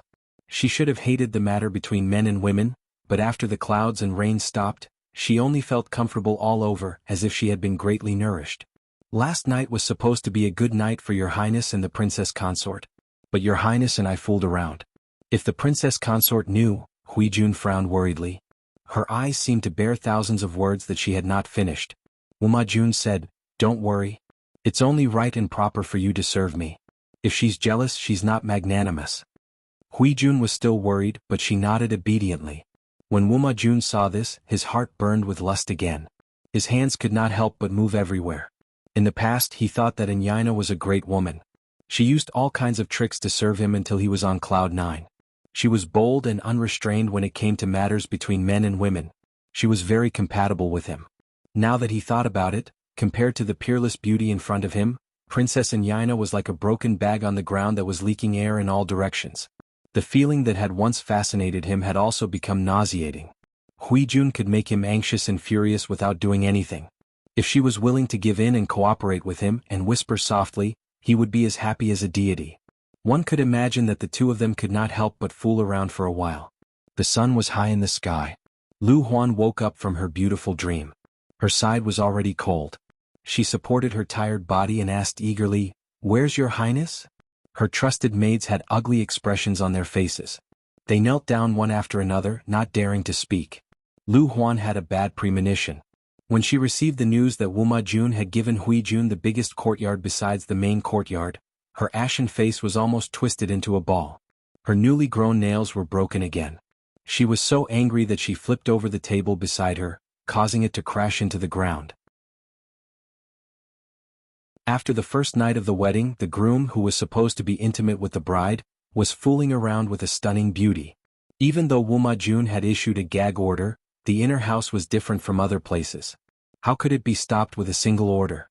Before the third day, the news of Wuxia Jun favoring Huijun had secretly spread. Huijuan's appearance was also spread by gossipers. Jiang Pingji received first-hand information. She could not help but admire Huijuan's swift and decisive methods. She had seduced Wu Majun on the first day of marriage. She was very efficient. However, the livestream viewers wailed when they heard the news. Lao Siji Lianming, a good and fresh cabbage has been taken by a pig. Tudu Feiqiu, my goddess has been taken by a pig. I'm crying. Headset electric current sound, F***ck it's a breeding pig. My heart aches so much. Linglong Mibao, although I knew this day would come, I'm still very upset. My goddess has been defiled by Wu Majun streamer, I kind of hate you now. My goddess Huijun, my heart hurts. There were all kinds of comments on the bullet screen. Some were wailing, some were complaining about being lovelorn, and some were criticizing Jiang Pingji. Jiang Pingji only comforted them perfunctorily. The livestream viewers became even more rowdy. Wu Majun had been caught. Would the emperor who had no scruples be far away? According to what Jiang Pingji knew, the emperor was absurd and unruly. Not only did he search for beauties to fill his harem, but he also coveted the wives and concubines of the ministers. It was not the first time he had forcefully taken the ministers' wives. Every time he went to the ministers' residences for a short visit, he would sleep with the ministers' wives while he was sitting. After the wedding they still had to go home. As Lu Shi was not around, it was just a formality. At first, Wu Majun was scared witless. He was afraid that he would make Jiang Pingji unhappy if he mistreated Lu Huan. But as time went by, Jiang Pingji did not react at all. He asked his scoundrels to sound her out. The news he got made him heave a long sigh of relief. A married daughter was like spilled water, not to mention that Lu Huan was only Lu Shi's sister. The matters between husband and wife were discussed behind closed doors. No matter how wide the brother-in-law was, he could not meddle in the affairs of his younger sister and son-in-law. With this guarantee, Wu Majun treated Lu Huan with respect on the surface. But behind her back, he fooled around with Huijun and indulged himself in pleasure. Huijun slowly revealed the strong side of her character. Wu Majun almost drowned in her. He liked everything about her, including Huijuan's character. When the two of them were having sex, he even loved her strong side. How could a masochist be nurtured? Although Huijun was not the fourth princess's wife, she lived a more comfortable life than Lu Huan. She was like a precious flower that was carefully watered. She became more beautiful and fresh by the day. It also made Lu Huan jealous and sinister. In less than half a month, she had completely charmed Wu Majun and gained a foothold in the fourth prince's residence. Lu Huan could not do anything about it. The jealousy in her heart grew stronger by the day. She wanted to lay her hands on Huijun, but the woman was as cunning as a loach. Wu Majun was protecting her from the side. She, the legitimate wife of the fourth prince, was acting like a shameless concubine. This thought made her so angry that her stomach hurt. I can't touch her. Am I supposed to let this slut climb over my head and behave atrociously? Lu Huan was so angry that she twisted her handkerchief. Other than the night of the wedding, Wu Majun did not stay in her room. As the princess's wife, she had no reason to stop Wu Majun from seeking pleasure and continuing the family line. However, she could not tolerate her husband fooling around with another woman, and a woman of low birth at that. She could not take it lying down. Lu Huan was filled with hatred. If only I could get this woman out of here legitimately. However, what reason could she use to get her out of here and make Wu Majun speechless? This thought haunted her and kept her awake for the whole night. Until one day when she was summoned to the palace to see the Empress. She saw the beautiful palace maids and came up with an evil plan. In Dongqing, who had more power than the emperor. As long as she secretly match-made Huijun and the emperor and made her lose her chastity, would Huijun still have the face to pester her husband? Even Jiang Pingji did not know that the opportunity that Huijun could not find was delivered to her by Lu Huan. After Wu Majun and Lu Huan's wedding, Jiang Pingji stayed in Shangjing for more than half a month. She was about to pack her luggage and leave when she unexpectedly received a summons from Shangyang Palace. It was also the first time that Jiang Pingji saw the emperor of Dongqing up close. Faced with the sudden summons, Su Ke's expression changed drastically.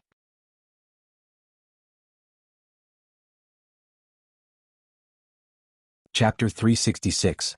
Su Ke said worriedly, Langjun, if you encounter difficulties during this trip to the palace? Jiang Pingji was relaxed about it and said nonchalantly, don't worry, it's not that serious. At most we'll just have a chat. In a sense, Jiang Pingji as a hostage was more important than other hostages.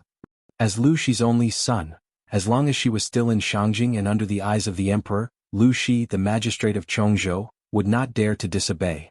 Understanding this, Jiang Pingji was not worried about the trip to Shangyang Palace. Su Ku understood the reason, and his face was as gloomy as ink. Whether it was as a citizen of Dongqing or as Jiang Pingji's right-hand man, he despised the Dongqing emperor's behavior. If the emperor was diligent and loved the people, why would he need to worry about his subordinates obeying him on the surface but disobeying him in secret?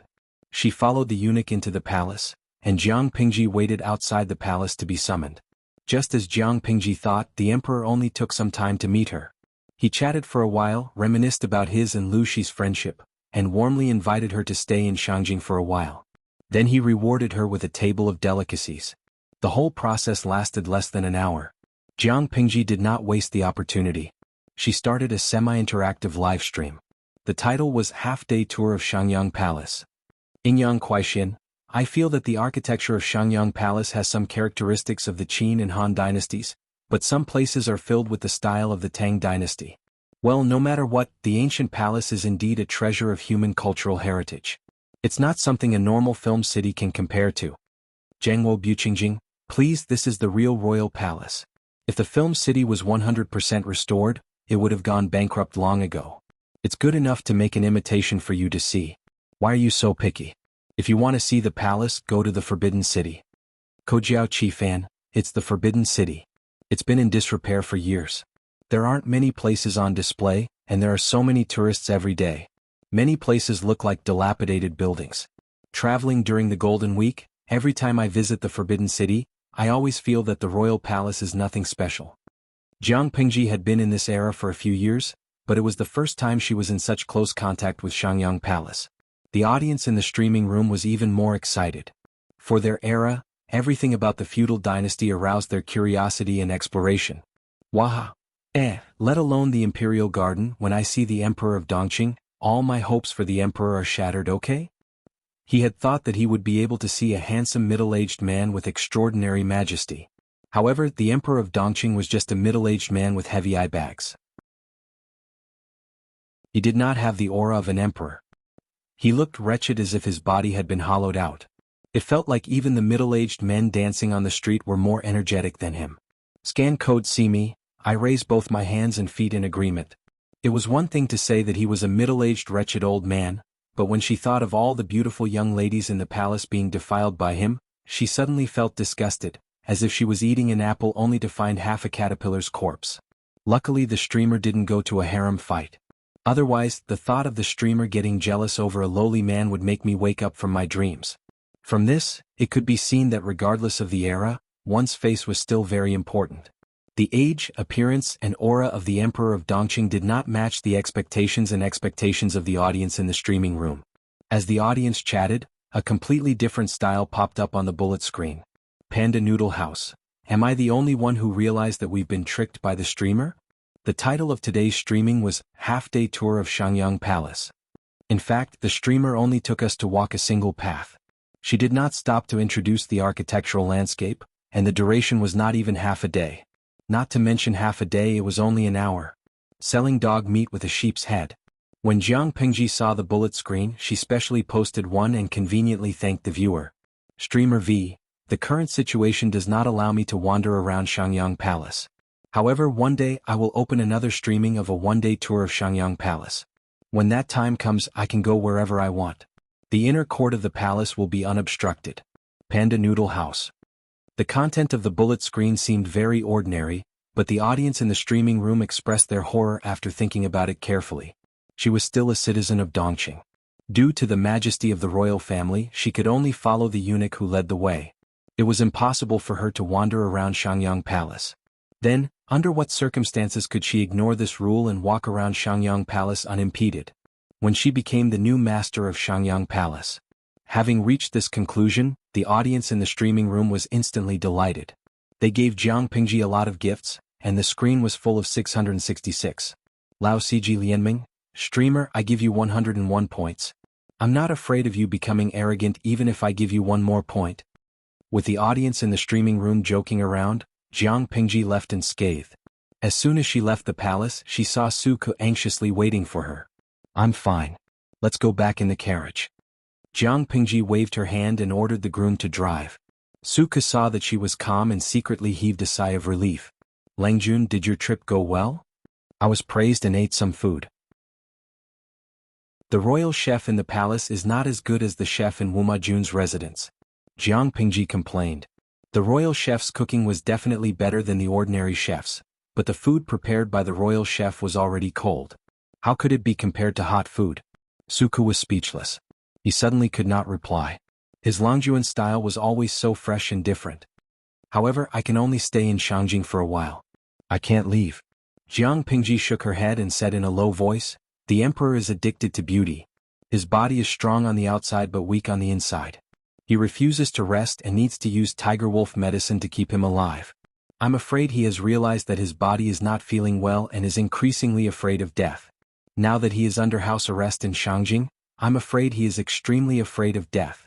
Even if the emperor supported the foreign relatives and the eunuchs to suppress the aristocratic families, he was still raising a tiger that would invite disaster. The aristocratic families seemed to be retreating, but they were not seriously hurt. The so-called aristocratic families all had a deeper and longer history than the royal family of Dongqing.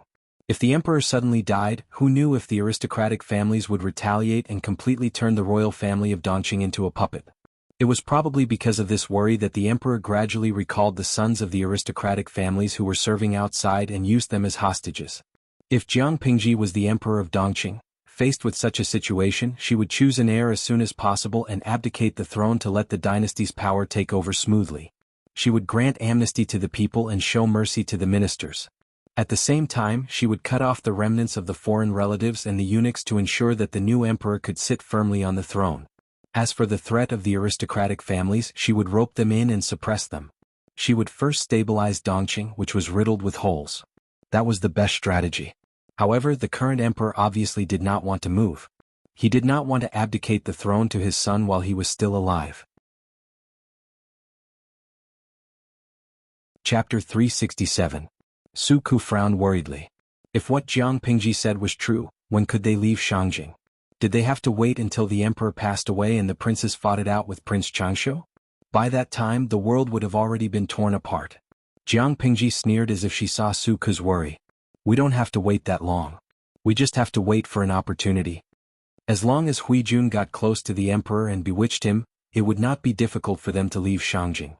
But Su Ku was worried. He felt that things were not that simple.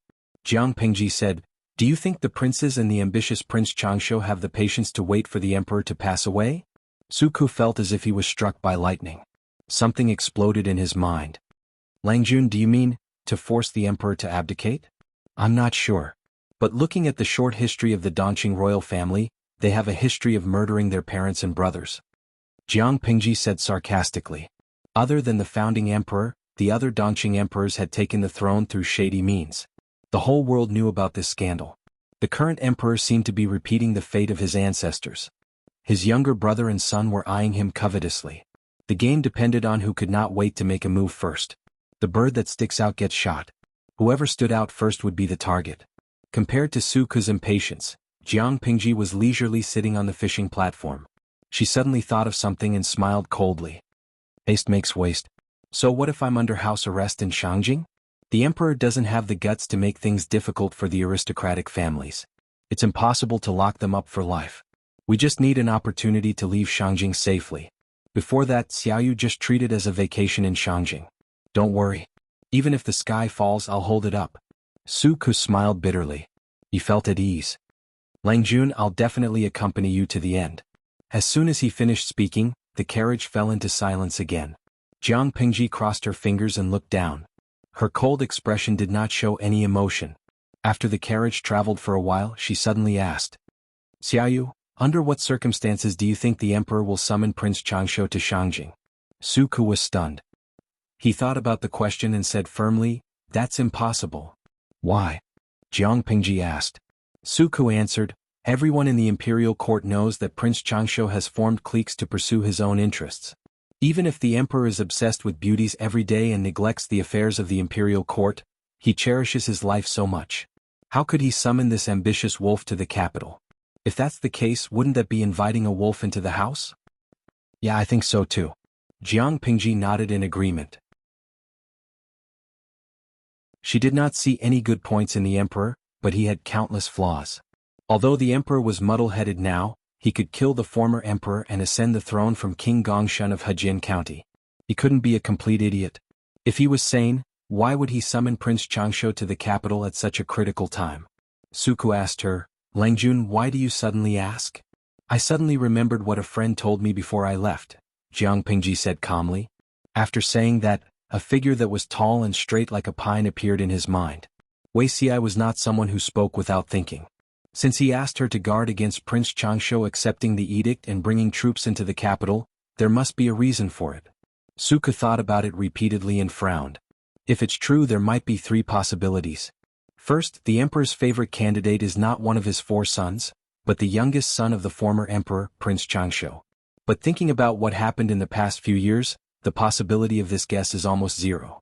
Second, if something unforeseen happens in Shangjing, the 100,000 imperial guards will be useless, and the emperor will have no choice but to summon Prince Changsho. However, the probability of the 2 possibilities that Suku mentioned happening was too low. It was almost not within the scope of consideration. What's the third possibility? Suku said, fake the emperor's will. Jiang Pingji's heart skipped a beat. Fake the emperor's will is indeed a way. Shangjing was now a huge cage. Jiang Pingji's ears and eyes were sharp. She acutely noticed that the area where the high officials and nobles lived was filled with a large number of spies. These spies disguised themselves as manservants, maids, or merchants from all walks of life. They were watching them 24 hours a day.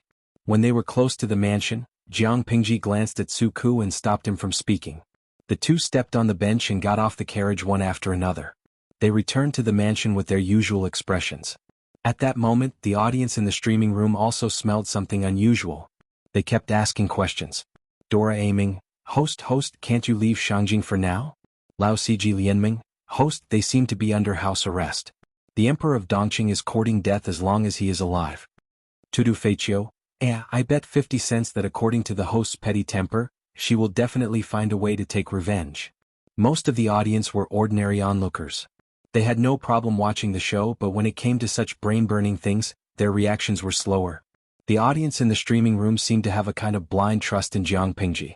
After following the streaming for a few years, they had never seen anyone who could really make Jiang Pingji suffer a loss. Even if there was, it was just a joke. The host was broad-minded and did not take it to heart.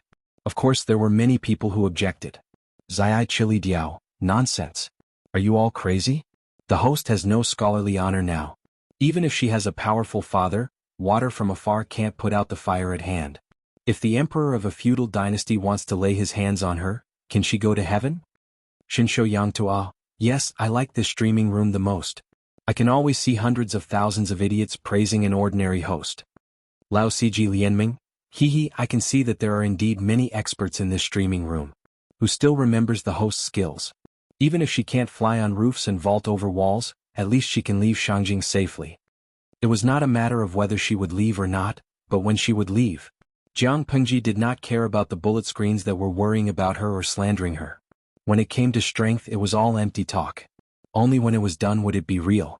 Although it was house arrest, apart from not being able to leave the city, there was no restriction on her personal freedom.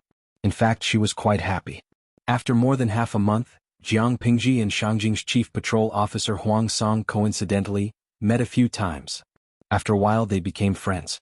Feng Ju, a mischievous child, came along. The three of them often drank tea and watched dramas. The place where they drank tea and watched dramas was naturally not suitable for children. Feng Jin, who knew about this, was speechless. She leaned against the table leisurely. A row of musicians was playing and singing in the corner of the room. The song was so sweet that it went straight to the heart. Jiang Pingji peeled peanuts and stuffed them into her mouth one by one. Chapter 368. It was already the middle of June. Jiang Pingji had already changed into cool summer clothes. With Lu Huan's wedding as the deadline, Jiang Pingji had stayed in Shangjing for almost a month and a half. The weather is getting hotter and hotter. I've almost visited all of Shangjing. I'm worried about how to spend tomorrow. Hearing Jiang Pingji's complaints, a glint flashed across Feng Ju's eyes, which immediately turned into helplessness. If it were anyone else, they would have long lost their patience. However, Jiang Pingji still ate and drank as she should. She could hold her liquor very well. He did not know what his second brother thought of her. He actually felt that she was better than Bogeo. In terms of eating, drinking, and having fun, Bogeo was indeed inferior to Lushi. Compared to Feng Ju's probing from time to time, Huang Song played the role of a fair-weather friend vividly. The three of them gathered together to eat, drink, and have fun. They did not talk about business but only talked about romance. "It's okay. We'll go somewhere else tomorrow. Brother Lu, don't worry. I know a lot of good places to go." Huang Song winked at her, looking like an adult who had a tacit understanding. After they got closer, he originally wanted to call Jiang Pingji brother Shi, but she disliked the way he addressed her. She made him change it. Jiang Pingji held a peanut in her mouth and joked, "If you say this to Huayu, I'll be happy the whole day tomorrow even if I don't go out." After hearing that, Huang Song suddenly looked distressed. "Brother Lu, you can't be like this. I'm doing this for your own good. It's fine if you don't repay my kindness, but why do you have to trick me? If a brother Khan knew that he brought Feng Ju to indecent places all day long, wouldn't he slap him? Didn't the old master say that food and lust are human nature? This is the pursuit of life. Food with the left hand and lust with the right. Even saints can't avoid this custom, let alone ordinary people. Besides, Huaijia is not a 3-year-old child. He only went there for a while and didn't do anything. Second brother Feng is too strict," Huang Song muttered quickly as if he wanted to use this to calm the guilt in his heart. Feng Ju mocked Huang Song for being semi-illiterate. There was nothing wrong with this evaluation. He did instigate Feng Ju to look for an artist, but she had a strict upbringing. It was okay for her to sit and drink and watch the dance, but she refused to do anything that overstepped her boundaries. "Aha, you can explain your fallacious reasoning in front of Huayu." Jiang Pingji sneered. Feng Jin's control over his younger brother was very restrained, but he was secretly flirtatious. Huang Song was getting bolder and bolder. If it weren't for the fact that Wei Jingxian was about to give birth, which had almost squeezed out Feng Jin's mind and left him with no time to care about other things, he might have long discovered that Feng Ju had been abducted by Huang Song to run around and fool around. "Brother Lu, your words hurt my heart." Huang Song's face scrunched up into a ball. It was obvious that he was putting on a show. This person's ability to liven up the atmosphere was not weak. In order to achieve his goals, he did not care about his personal image. When he was playing around, he was very open. Even if all the nobles in Shangjing spoke harshly to him, most of his peers of the same class followed his lead. Jiang Pingji only found out about this after she got to know Huang Song up close. He was very popular. "Where does it hurt?" Jiang Pingji asked with a smile.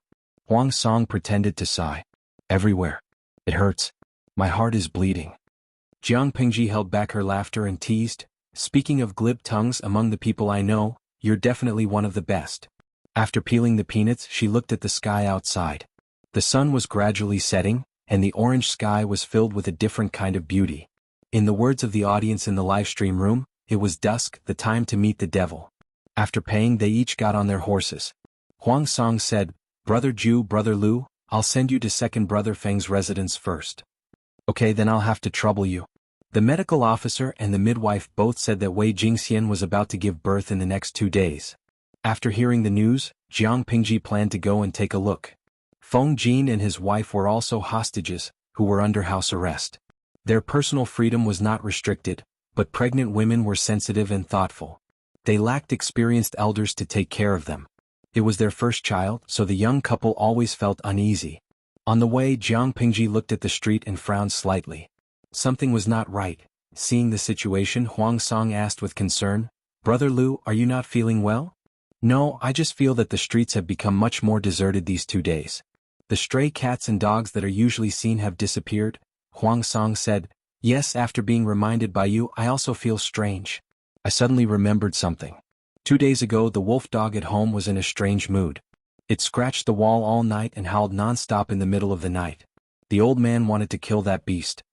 Jiang Pingji was startled. "Is that true?" She did not keep any animals with her, so she did not pay much attention to it. "Sai, how can it be fake?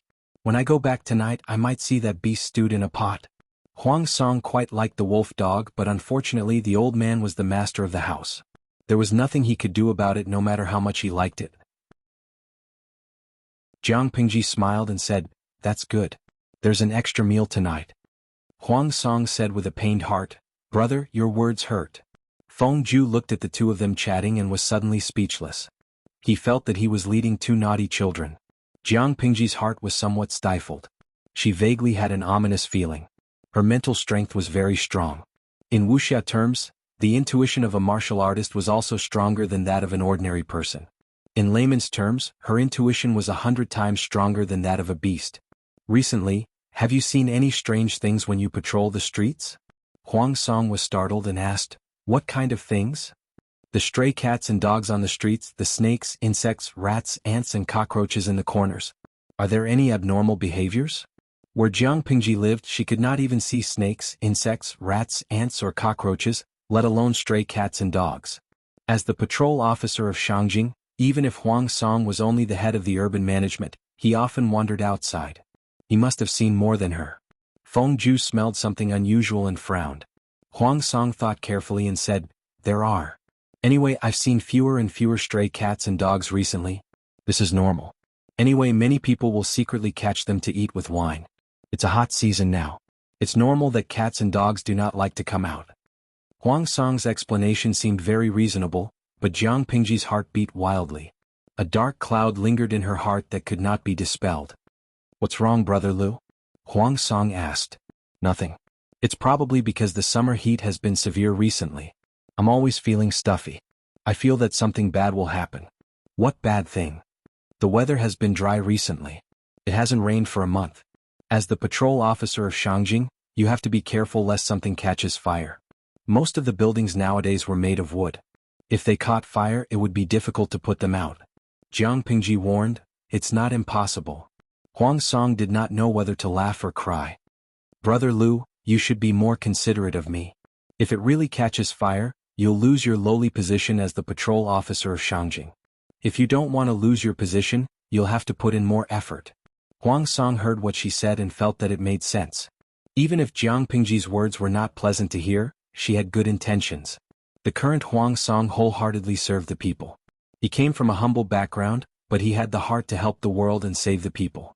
He was usually sloppy, but when he was enforcing the law, he was upright and outspoken. He could be said to love the people as if they were his own children. It had to be said that it was not without reason that Feng Ju saw him in a different light.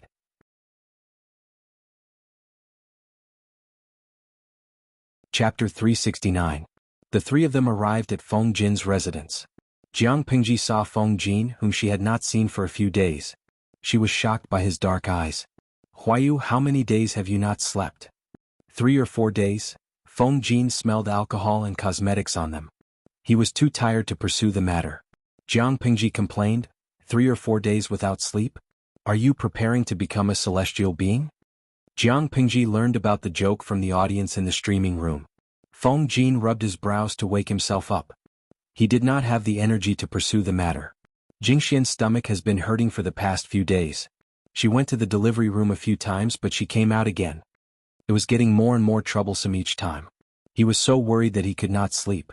The child was purposely tormenting his inexperienced parents. Feng Jin had been tormented by his wife since she was pregnant. He could understand the difficulties of being a parent more and more. According to the customs of the ancient times, the father only needed to sow the seeds, wait for 10 months and take over the child from the midwife. When Feng Jin and his wife were under house arrest, Jingxian was discovered to be pregnant.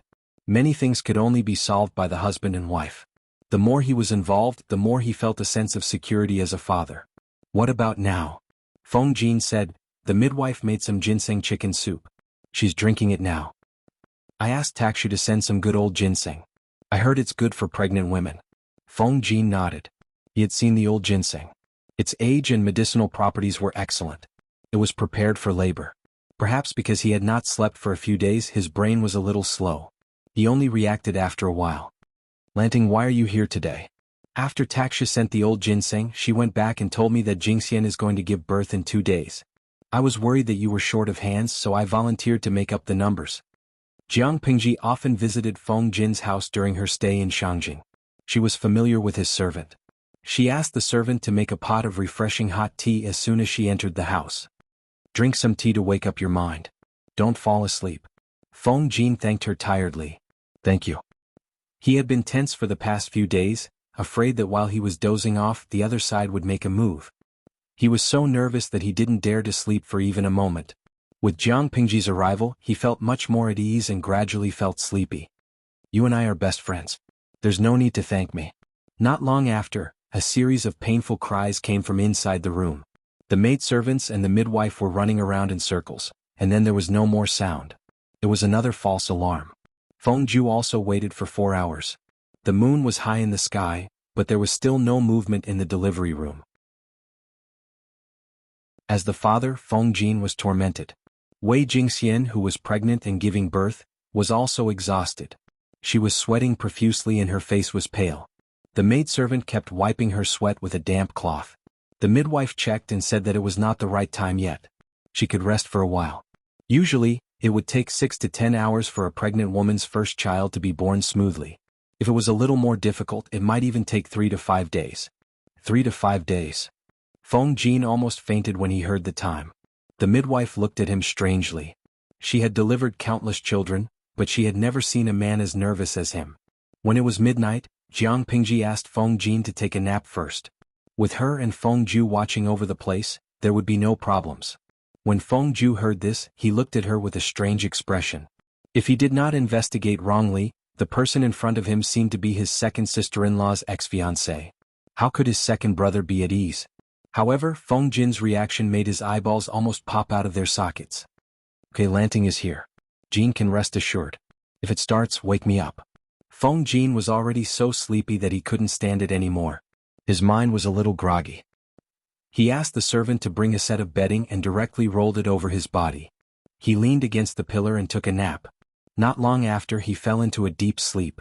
Feng Ju was speechless. Not long after, Wei Jingxian's cries of pain came from the delivery room. In order to save energy, she gritted her teeth. Her voice sounded very muffled. Women in ancient times giving birth. It's really scary. Jiang Pingji had sharp ears and eyes. She heard the movements very clearly. Her heart could not help but tremble. The methods of reproduction in ancient times were so backward that it made her hair stand on end. They could even be sentenced in the Federation. She spoke softly, so Feng Ju did not hear her clearly. He only heard her lament that giving birth was not easy. Don't all women have to go through this? He said matter-of-factly. Jiang Pingji glared at him.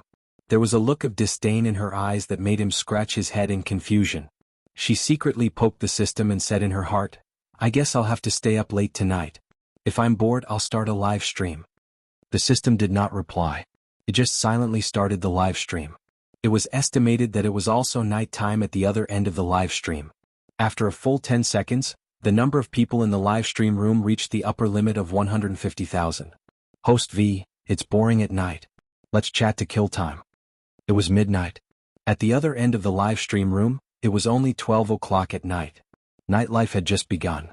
The people in ancient times did not have so much entertainment. The lighting equipment was only outdated oil lamps. To save money, they had long gone back to bed and fell into a sweet dream. At the same time, a short and frightened cry broke the silence of the night. Not long after, a spark lit up and lit the wick in the lantern. The rustling of clothes and the sound of steady footsteps came from afar. The light in the lantern was getting closer and closer. Zixiao, what happened? Outside the house, a young man wearing a single garment and a cloak asked with concern. After a few breaths, there was a faint movement in the room. When the candle was lit, the closed door was opened, revealing a delicate and perfect face that was pale and frightened. I'm fine. There was a thin layer of sweat on Wei Si's forehead. He was panting as he spoke. I was just frightened by the nightmare. The young man slept in the room next to Wei Si. Nightmare? The young man asked curiously, what did you dream of? He was really curious. What kind of dream could scare Wei Si like this? It was as if he had lost his soul. Wei Si pursed his lips. After a long time, he said in a hoarse voice, I dreamed that there was an earthquake in a place. The city collapsed and the houses were all in ruins. The people lost their lives in their sleep. There were cries of orphan children everywhere. I can't bear to recall the tragedy in the world. This was not all about the nightmare. He also dreamed that the person he missed was buried in the ruins and was badly mutilated. He could not remember where the scene in the dream was, but the bloody color kept lingering in front of him, making it hard for him to breathe. An earthquake. The young man's expression tightened. He comforted him, it's just a dream. Don't take it seriously. Wei Si's lips were pale and he was still in shock. Seeing this, the young man asked the boy servant to start a fire and boil tea for Wuxia to calm down. The boy servant had just started a fire and placed the teapot on the stove. He was horrified to find that the teapot lid was shaking slightly, causing the tea to spill out.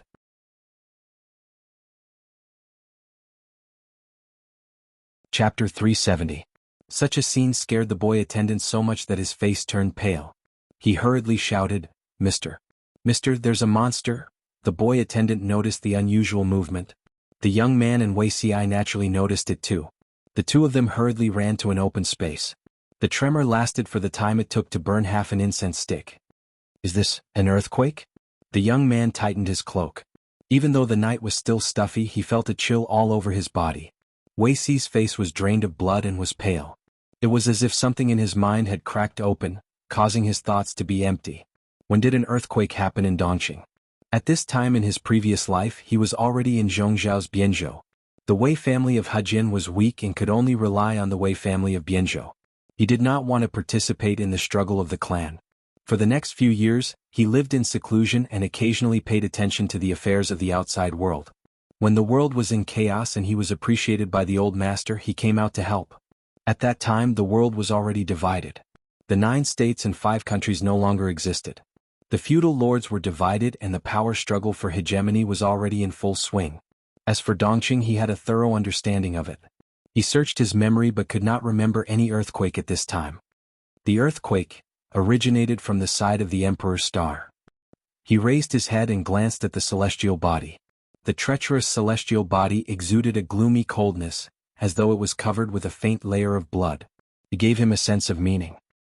He pinched his fingers and calculated for a long time before he vaguely calculated that the source of the earthquake was near the Emperor's star. The Ziwei star in Dongqing referred to the Emperor of Dongqing. The side of Ziwei star naturally referred to Shangjing. His current location was very far from Shangjing. It would take 2 months if he rode at full speed. He could feel such an obvious tremor from so far away. It was hard for him to imagine what would happen in Shangjing, which was the epicenter of the earthquake. If he knew that there would be an earthquake in Shangjing, how could he watch that person go to Shangjing? He had to stop it no matter what. Could it be that even the heavens couldn't bear to see him live a second life and couldn't tolerate him? "Zixiao, what's wrong with you? Who would dare to go back to the house to sleep during an earthquake?" The young man and the boy attendant hurriedly went inside to move some bedding. They planned to sleep in the open space in the courtyard for the night. Everything would be discussed tomorrow. Suddenly he realized that his friend seemed to have lost his soul. "Xiao, I'm fine. I just thought of the nightmare just now. That might be a warning from the heavens." He had just had a nightmare and when he woke up there really was an earthquake. Wasn't this a warning from the heavens? The young man looked worried. Dongqing today? How can it withstand such torment? The officials neglected the affairs of the court, and the court was filled with the lackeys of their relatives and eunuchs. Who knew how many people were buried in this earthquake? How many people will survive? Wuxi's gaze was distant. It was unknown if he had heard his friend's murmur.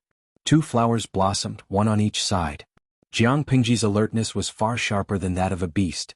Half a minute before the earthquake, her nerves were already stretched to the limit. She had never felt so flustered before. Her heart was beating abnormally fast. "Stop sleeping," she slapped Fengju's back and woke up the naughty child who was secretly taking a nap. "I'm very flustered." Fengju looked at Jiang Pingji in confusion. What did it have to do with him that she was panicking? "Do you want me to rub it for you?" Fengju maintained a cold expression. The audience in the streaming room burst into laughter at his godly reply. The bullet screen was full of comments from people who felt sorry for the naughty child. He was courting death with such depth. "Get lost, who asked you to rub it?" Jiang Pingji said rudely. Her rude attitude made Fengju's impression of her even worse. "I think something is going to happen. Go and wake Huayu up. Go to an empty place in the courtyard and wait. I'll go to the delivery room to take a look." Fengju's temper rose after being treated so rudely by her. However, Jiang Pingji's actions were agile and swift. She had already gotten up and went to the delivery room. At this moment, the midwife suddenly opened the door of the delivery room and said, "Madam is moving." "What? At this time?" Jiang Pingji was stunned. A strong sense of crisis rushed from the soles of her feet to her brain. She raised her hand and waved the midwife away. She pushed her to the corridor and quickly rushed into the delivery room. The midwife was shocked by her sudden action. She cried out and fell to the ground on her buttocks. There seemed to be a cracking sound at her waist. She had twisted it. In the next moment, the ground shook violently as if the sky and earth were turning upside down. The earth quaked and the mountains cracked. The loud sound of the house collapsing exploded in everyone's ears. Dust filled the air. The terrified screams were drowned out. Everything happened too suddenly. The audience in the streaming room was completely dumbfounded. When they came to their senses, the streaming screen was already in a mess. The eaves suddenly collapsed and fell on the maidservant in the delivery room. Blood and flesh splattered all over the ground. Jiang Pingji's physical potential exploded in an instant. Before the eaves were about to hit Wei Jingxian, Jiang Pingji hugged Wei Jingxian along with the thin blanket. She rolled over and narrowly avoided being hit. The candles in the room had long been extinguished, and the surroundings were pitch black. Jiang Pingji relied on her intuition and memory. She carried Wei Jingxian, who was covered in blood, and rushed out of the delivery room. The moonlight poured down and there was light in their vision. The ground was still shaking. Jiang Pingji placed Wei Jingxian on the empty ground and handed her over to the midwife, who was scared out of her wits. "I'll go in to save her. You help Jingxian deliver the baby first." "Feng Huijie, what the hell are you doing? Hurry up and come over to help." Fortunately, Feng Jin did not like complicated and gorgeous decorations. There was only a small pond in the courtyard. There were no artificial mountains or mountains. The servants who were lucky enough to escape gathered in the open space. Feng Ju was awakened by Jiang Pingji's scolding. He hurriedly came forward to calm everyone down. Feng Jin was extremely tired and fell into a deep sleep. However, he was lucky. The fallen beam did not hit him. It only grazed him slightly and woke him up from his sleep. At that moment, the entire Shangjing city had been turned upside down. Feng Ju covered his injured arm. His face was pale as he comforted everyone. "Husband, it hurts." When the earthquake happened, Wei Jingxian had already fainted. The last image in her memory was the beam that fell on her head and the familiar outline. The midwife's psychological quality was good enough. Under Jiang Pingji's tough orders, she helped Wei Jingxian deliver the baby. She pressed on her philtrum forcefully and forced her to wake up. If the pregnant woman did not stay awake at that time, she would die with the baby. "Madam Jingxian." After Feng Jin woke up, his mind was in a mess. His heart seemed to have entered an ice cellar. It was so cold that his whole body was stiff. He heard a familiar call in his ear. He barely regained his consciousness and hugged Wei Jingxian, who was covered in blood, tightly. Stomach hurts." Wei Jingxian felt a sharp pain in her stomach. It was as if something hot and wet had burst. It stained the clothes and bedding under her. Waves of intense pain passed through her brain. "I'm going to give birth." In another place, Jiang Pingji rescued 2 injured servants and placed them in an open space. The entire mansion had been turned into ruins. There would be waves of aftershocks. She could only try her best. Fortunately, the houses in ancient times were low. Even if there were aftershocks, she did not have to worry about being buried in the ruins. She dug out some bedding and bedsheets from the ruins and threw them to Feng Ju. "Surround it and make a temporary delivery room. Get someone to search the stove and boil hot water as soon as possible."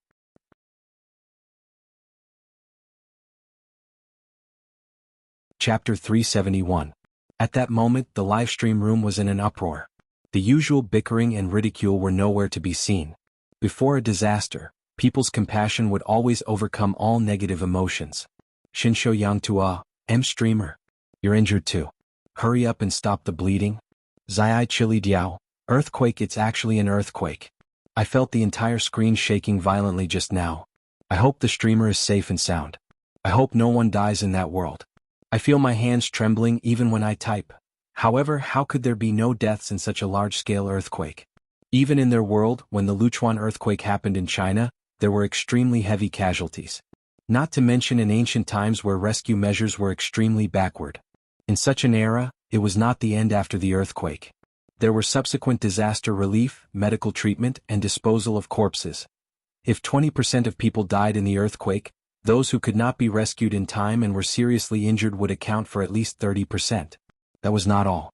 Wounds would be infected, medicine would be lacking, food would be lacking, and if the corpses were not properly disposed of, it could even cause a plague. Jiang Pingji had no time to care about that. She raised her hand and wiped her face, then washed her hands with the water from the pond in the courtyard. "Let's help Jingxian deliver the baby first. If the others are not seriously injured, let's move out the living items from the ruins." There will be a few more aftershocks later. Be careful. Jiang Pingji chopped the broken beam with her bare hands and inserted it deeply into the ground. Then she spread the bedsheets and bedding to make an area. She made the remaining items into firewood and started a fire. Her calm appearance made the people around her feel more at ease. Because of Jiang Pingji's protection, Jingxian was not injured. However, as a pregnant woman about to give birth, she was frightened and her situation was very critical. The doctor who was originally invited to keep watch was hit in the head by the falling beam and died on the spot. The midwife only knew how to deliver a baby and did not know how to treat a patient. She had just twisted her waist. Why you stay here with Jingxian? She will feel more at ease.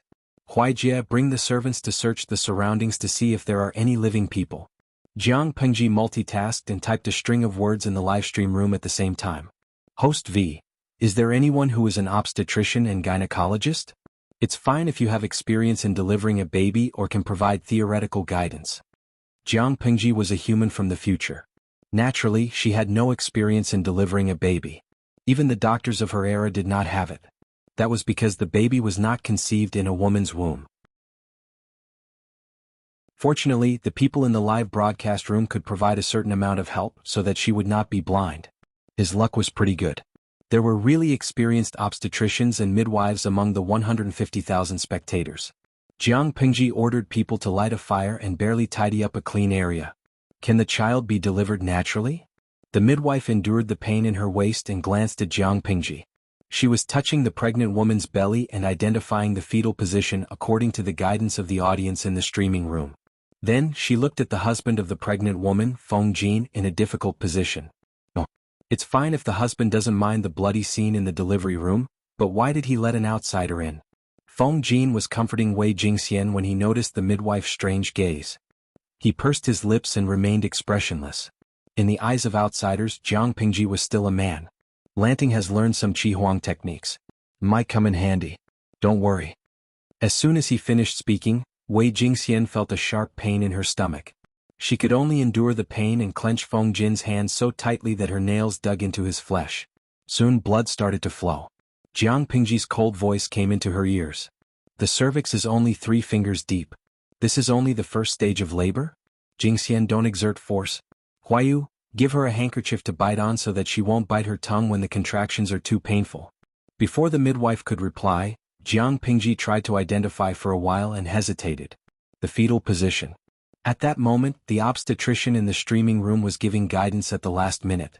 The other spectators were also anxious, but they knew what was important and what was not. At that moment, other than the retired doctor and midwife, no one else dared to post a bullet screen. The fetal position should be in front of the pillow. As a genetic warrior, Jiang Pingji was very familiar with the structure of living things.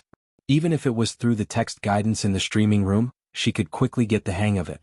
Her prediction of the fetal position was not wrong. According to the audience, the fetal position in front of the pillow was usually a natural birth. She could not help but secretly let out a sigh of relief. If the fetal position was not right at that moment, it would really be 1 corpse and 2 lives. Looking at Jiang Pingji's very professional manner, the midwife was a little confused. Her job had been taken away by someone who seemed to be even more professional than her. What was she doing here? Feng Jin said, see if the hot water outside is ready. Clean Jingxian's body first. The bloodstains scared him out of his wits. Fortunately, it was not Wei Jingxian's. Otherwise, what would he do tonight? Cut some of the ginseng that was found in the storeroom. When the cervix is open to the 10th finger, it will be able to give birth. When that time comes, you will need strength. Jiang Pingji wrung the cloth dry and wiped the sweat and stains on Wei Jingxian's face. Although it was summer, the temperature was still very cold for a pregnant woman. There was even a fire in the area that was surrounded. Get someone to wash the cloth with hot water. Cut a few pieces and put them on the fire to dry. There are ruins everywhere.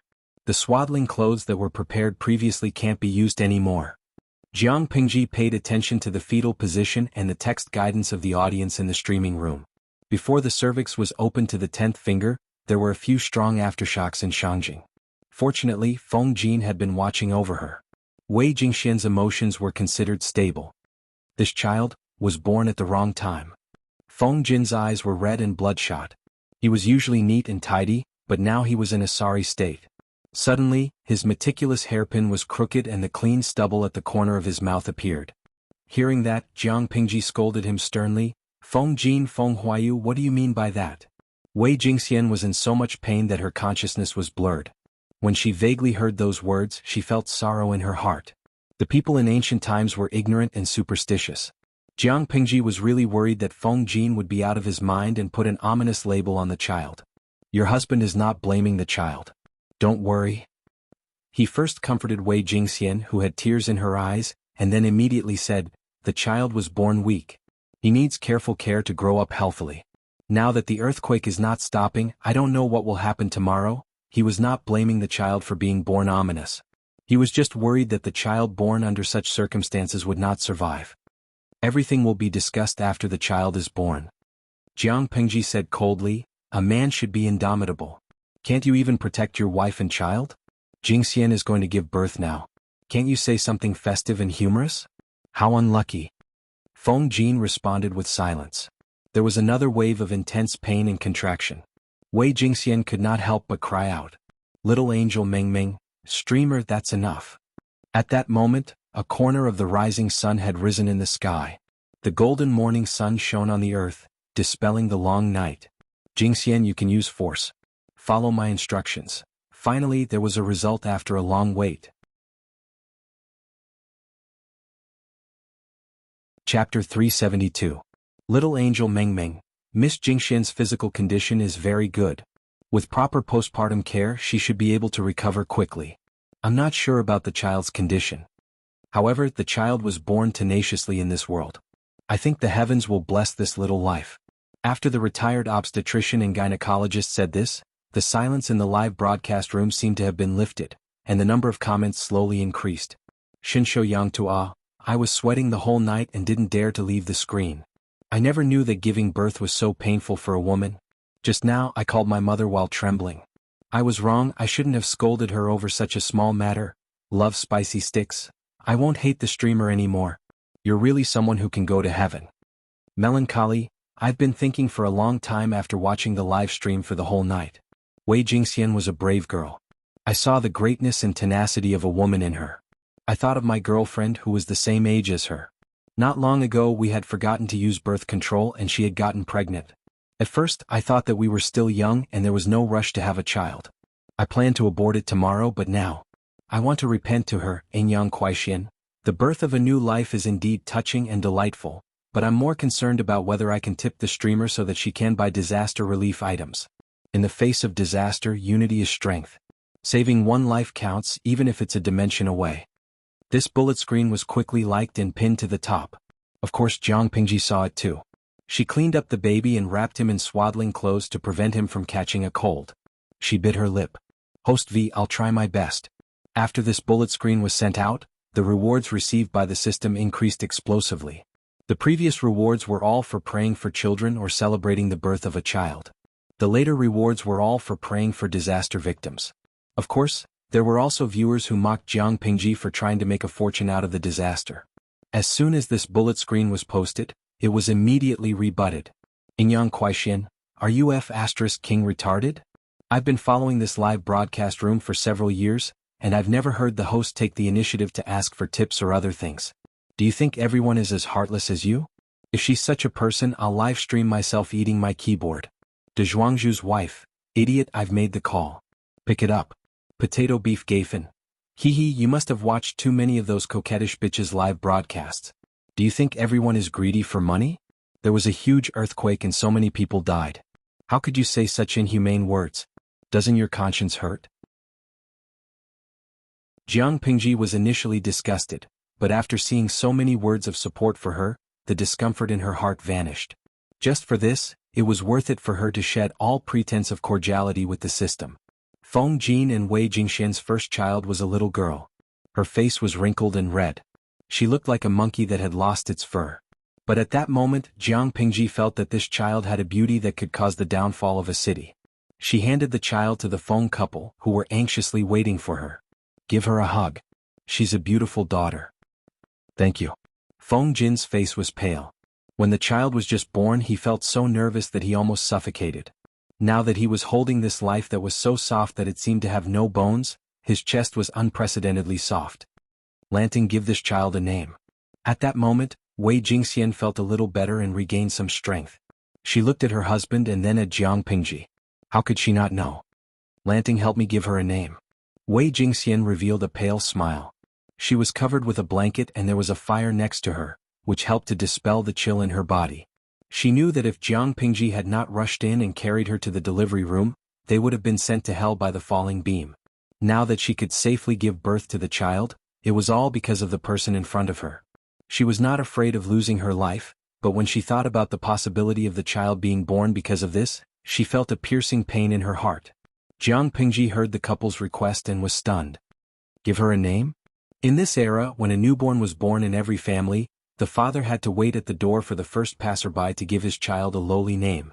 Ordinary people had the saying that lowly names were easier to support, but that was the habit of ordinary people. The aristocrats scoffed at it. Since Feng Jin and his wife had spoken, Jiang Pingji thought for a while and said, Huayu's family is not suitable to give their child a lowly name, so I'll give her a masculine name. She'll be called Changxing. I hope that she will live a happy life and live a long and happy life. Changxing? Okay, that's the name. Feng Jin finally smiled. The child seemed to feel it. She licked her lips and rubbed her head against his chest. While they were talking, the sky was completely bright. The servants who were alive quietly cleaned up the ruins. They were lucky enough to survive, but most of them were buried in the ruins and could not see the light of day.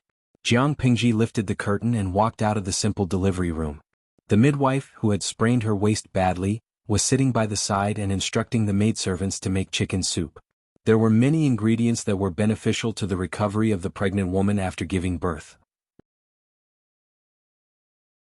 When the midwife saw her, she quickly asked the maidservants to bring a copper basin. There was a cloth towel beside the copper basin, and it was filled with warm water. Langjun, do you want to wash your face? I asked the maidservants in the manner to find the old master's clothes. He hasn't worn them yet. You can change into them and wash the wound on your back. If it's left for too long and the weather is hot, it will fester easily. The midwife looked at Jiang Pingji carefully. She felt that she had discovered a terrifying secret. It was too dark last night and the earthquake happened too quickly. She did not notice the details. Now that it was bright, she stayed by the side and thought about it carefully. She felt that the young Langjun was a little strange. After all, she was a professional midwife. She had a pair of experienced and sharp eyes. She could notice some abnormalities in Jiang Pingji's body. When Jiang Pingji came out of the delivery room, she suddenly had an epiphany and woke up. What if the Langjun was a woman? No wonder the old master of the Feng family did not mind Lu Langjun helping his wife deliver the baby. Jiang Pingji saw the midwife's expression and suddenly understood something. She wet a cloth towel and wiped her face, washing away the tiredness from a sleepless night. I'm fine. I just need to wear a cloak to cover my wound. Jiang Pingji agreed. Seeing the midwife's awkward movements, she said apologetically, It was an emergency yesterday. I pushed you away and caused you to sprain your waist. Please forgive me, old lady. The midwife said generously, A waist injury is nothing. You saved my life. I haven't thanked you for saving my life. Jiang Pingji relaxed. Only then did she realize that there was a wave of pain coming from her back. She twitched her mouth. The wound must have been caused when she saved Wei Jingxian the night before. Fortunately, this body of hers was already unbelievably strong. If it was Lu Shi's original body, the beam that fell on him last night would have caused internal bleeding. If it was more serious, the wound on his back might have exposed his white spine. Now, it was just a small wound, which was only a small one to her.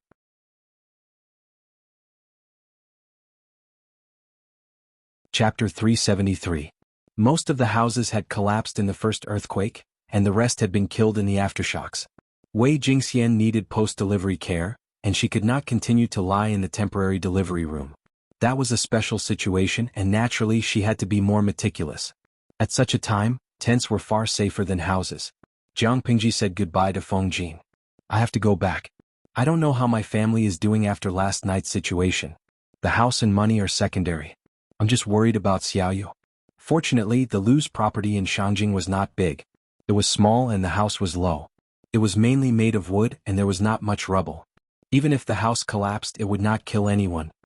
I have to go back and take charge. Feng Jin knew what Suku meant to Jiang Pingji. They were master and servant, but they were actually good friends. I'll ask the servants to send you back.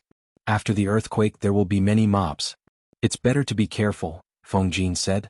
Jiang Pingji was about to nod when she suddenly heard a familiar sound. She suddenly stood up and looked in the direction of the sound. Huff! Suku was panting. He saw the low-key and luxurious Feng Jin's house turned into ruins. His heart sank. White carried him through the ruins. He saw a familiar figure from afar, and his worry turned into ecstasy. Langjun. Suku jumped off the horse. He was so happy that he looked like he was about to cry. His face was covered in dust. His clothes were twisted like dried vegetables. His sleeves were torn, and his hair looked like it had been bitten by a dog. He looked very pathetic. Xiaoyu? Fortunately, you're still alive. How's the situation? Are there many casualties? Jiang Pingji saw that he was alive and only had a slight scratch on his arm. She was relieved. Suku was not as fast as White. He was still stumbling toward Jiang Pingji, but White was already rubbing her cheek. He took a deep breath and reported, with White's warning, only the stableman was injured. Everyone else is fine. Jiang Pingji was confused. Only the stableman was injured? Suku looked at White, not knowing whether to laugh or cry. Langjun, Mr. White saved a lot of people. Yesterday before midnight, it suddenly jumped up and kicked over the stable. It accidentally injured the stableman who tried to stop it, then it ran into the house and ran around. After all, it was a brave and skillful warhorse from the northern borderline, and it had a master like Jiang Pingji. How could an ordinary person tame it? Almost everyone was unable to sleep because of Whitey, but it was very intelligent. Whoever came near the house would have their heads gnawed off. The group of people did not dare to hurt Whitey. It was Jiang Pingji's beloved horse. The lives of all the servants were not as important as Whitey. Under Dabai's stubborn and willful obstruction, Suku and all the servants could only stay in the courtyard and confront Dabai. Then the earthquake happened. When Jiang Pingji heard this, her expression became extremely strange. Your hair is so messy. Did Dabai gnaw on it? She had thought that Suku had messed it up in the midst of the chaos, making it look like a dog had gnawed on it. So it was Dabai who had gnawed it? Suku was speechless. Langjun, it's too hurtful to say such things at this time. Well done. Jiang Pingji stroked Whitey's mane. The proud and beautiful little girl stuck out her tongue and licked her face, as if she was asking for credit. Seeing this, the gloominess in Suku's heart disappeared. If it was not on, then so be it. It was better than dying. Last night, the earthquake happened suddenly. I ordered the servants to clean up the rubble and search for the people who were still alive. That's why I came late. Please forgive me, Langjun. Jiang Pingji smiled and said generously, you did the right thing. Why should I blame you? When the earthquake first happened, the probability of survival was high. When the aftershocks were over, it would be too late. You know your Longjuan's ability. If I can't survive, the whole of Shangjing will be a dead city. You came all the way here. What's the situation outside? If she had really failed and died in the earthquake, what was the use of Suku rushing over? If he had done that, it would have been a really responsible act. In this era, the higher-ups would bear grudges and think that Suku was rebellious. But with Jiang Pingji's magnanimity, how could she blame him? Suku was not an emotional person. However, after experiencing the disaster and facing the strong pressure to survive, he made a choice. Now that he received Jiang Pingji's courtesy, he could not help but tear up. He sniffled and held back his tears. Outside, it's all ruins. 9 out of 10 rooms have collapsed. The people are dead or injured. I'm afraid there are very few survivors. Suku choked. The tragic scene along the way appeared in front of his eyes. His heart was filled with sorrow. In ancient times, the people worked and rested from 9 in the morning to 5 in the evening. The earthquake happened after midnight. At that time, most of the people were already asleep. The earthquake happened so suddenly and the tremors were so strong. How could they escape in time? 9 out of 10 rooms have collapsed. Jiang Pingji let out a long sigh. She sat down on the ruins as if she had lost all her strength. She was a genetic warrior who had participated in the most tragic interstellar war. She had reaped the lives of countless enemies with her hands. Life and death were common to her. In Jiang Pingji's eyes, the ordinary people were no different from the federal citizens she protected. The enemy's life was worthless in her eyes, but the citizens she protected were as precious as treasures. Now this earthquake had taken the lives of countless commoners. Their deaths were worthless. Their lives were as cheap as grass. Langjun, Suku wanted to persuade him, but he did not know how. He knew that his Langjun was usually cold, stubborn, and unrestrained, but he knew that he was kind. Yes, kind. Because of his kindness, Lang Jun would personally go to the fields to learn how to farm from the old farmers. He would understand the customs of the fields and crops. He would draw and improve the farming tools. He would not hesitate to spend money to ask the craftsmen to further improve according to the drawings. He did not think that other aristocratic families would lower themselves to do that. Apart from that, there was also a troop to suppress bandits and protect the peace of Hejin County. There was a female troop to take in abandoned and trafficked girls. There were boxes and boxes of books under the ruins. These were the precious treasures she had exchanged with Cheng Cheng. She was preparing to promote movable type printing in the future and give them to all the students in the world. The 3-character classic, The 100 Family Names. Those were all prepared for young children in the future. There was also by Tan in Chongzhou. She had secretly built a paper-making workshop. She had experimented with many paper-making methods, and the procedures were getting more and more mature. Suke could see clearly why she had done it step by step. She was born in an aristocratic family but did not cherish her possessions. She was a person who truly cared about the world.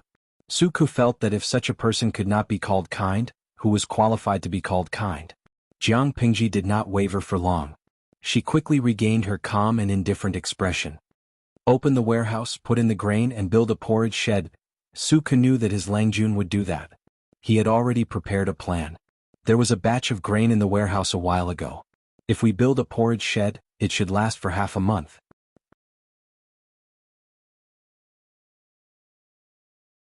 Chapter 374.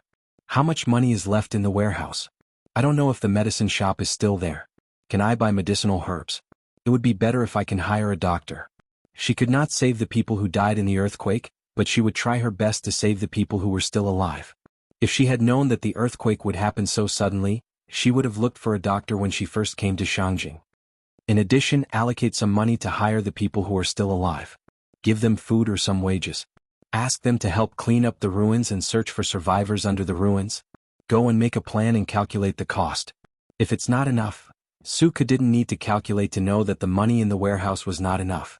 Therefore he told her the truth. Lang Jun, the money in the warehouse is not enough. Jiang Pingji pursed her lips and said, I will think of a way to get the money and food.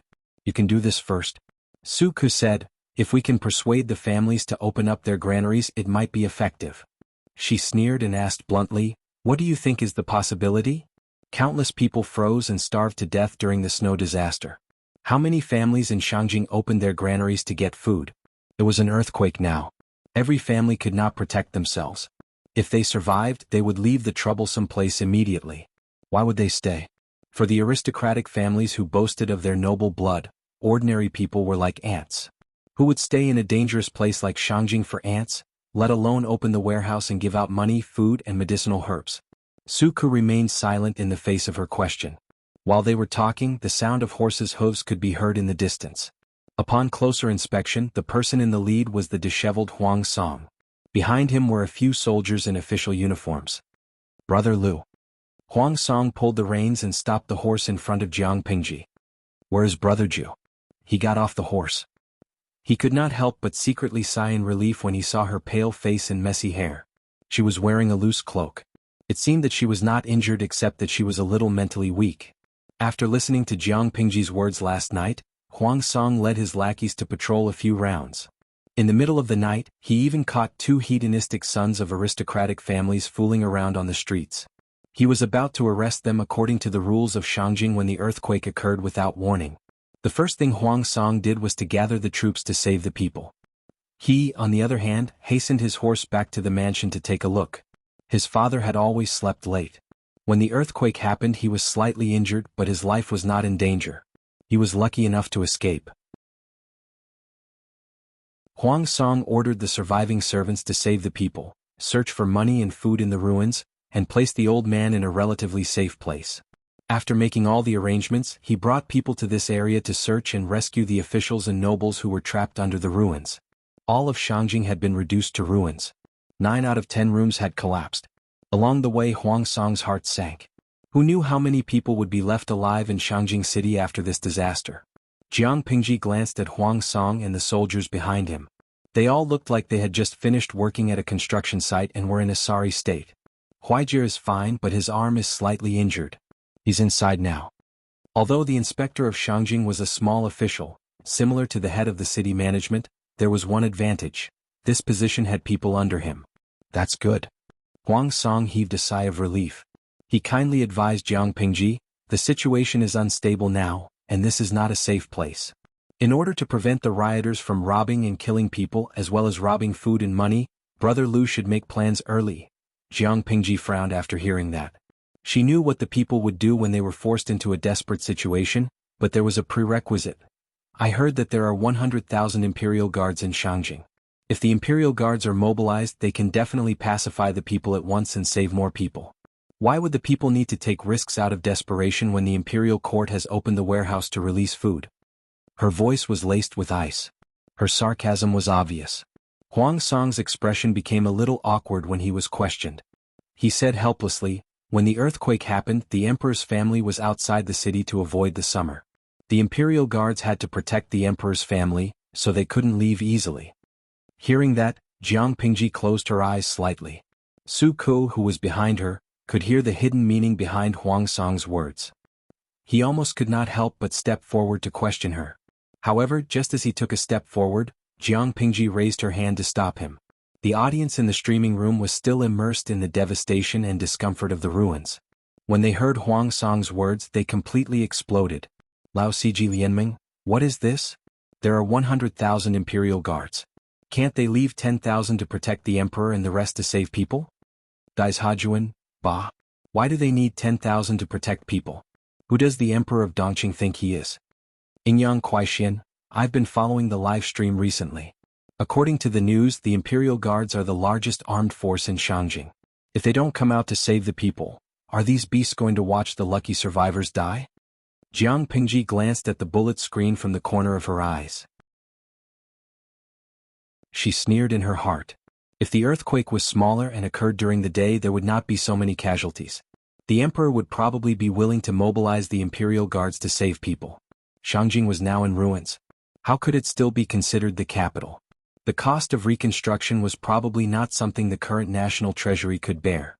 Under such circumstances, the Emperor of Dongqing would naturally choose the method with the least loss. Zai Chili Diao. You have to know that in ancient times the lives of the people were like grass. Life was indeed precious, but you had to be a high official or noble. Take Brother Huang Song for example. He brought people to save people, but they were all famous people in Shangjing. The speed of rescue in ancient times was so slow. At the same time, if ordinary people were saved, the officials and nobles might die. Put the two together. Who do you think will be saved first? Waha. I remember the Luchuan earthquake. I was in university in Luchuan at that time. The earthquake happened and the dormitory collapsed. I was rescued from the ruins by a soldier. Looking at this streaming room, I just want to know if I was an ordinary person, would I be able to live? Beef soup Bujia Jiang. The person above, don't be funny.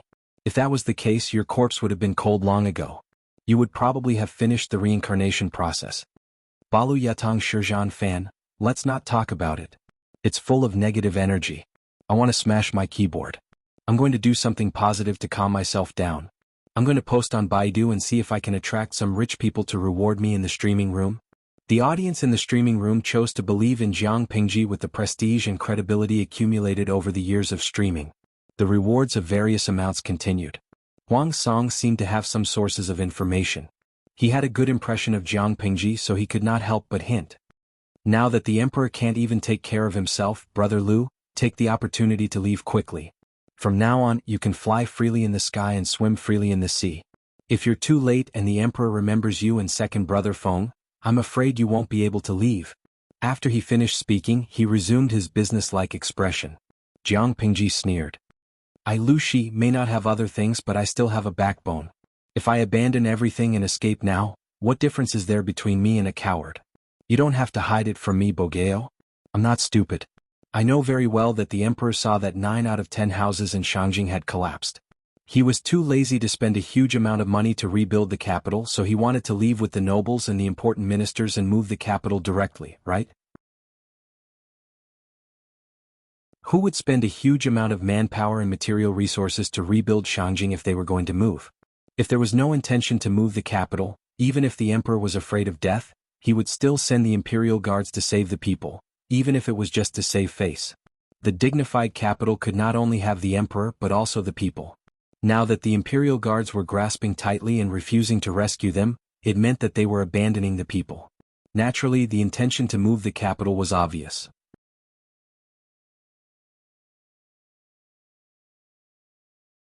Chapter 375. Jiang Pingji snorted coldly. I won't leave even if the emperor really moves the capital.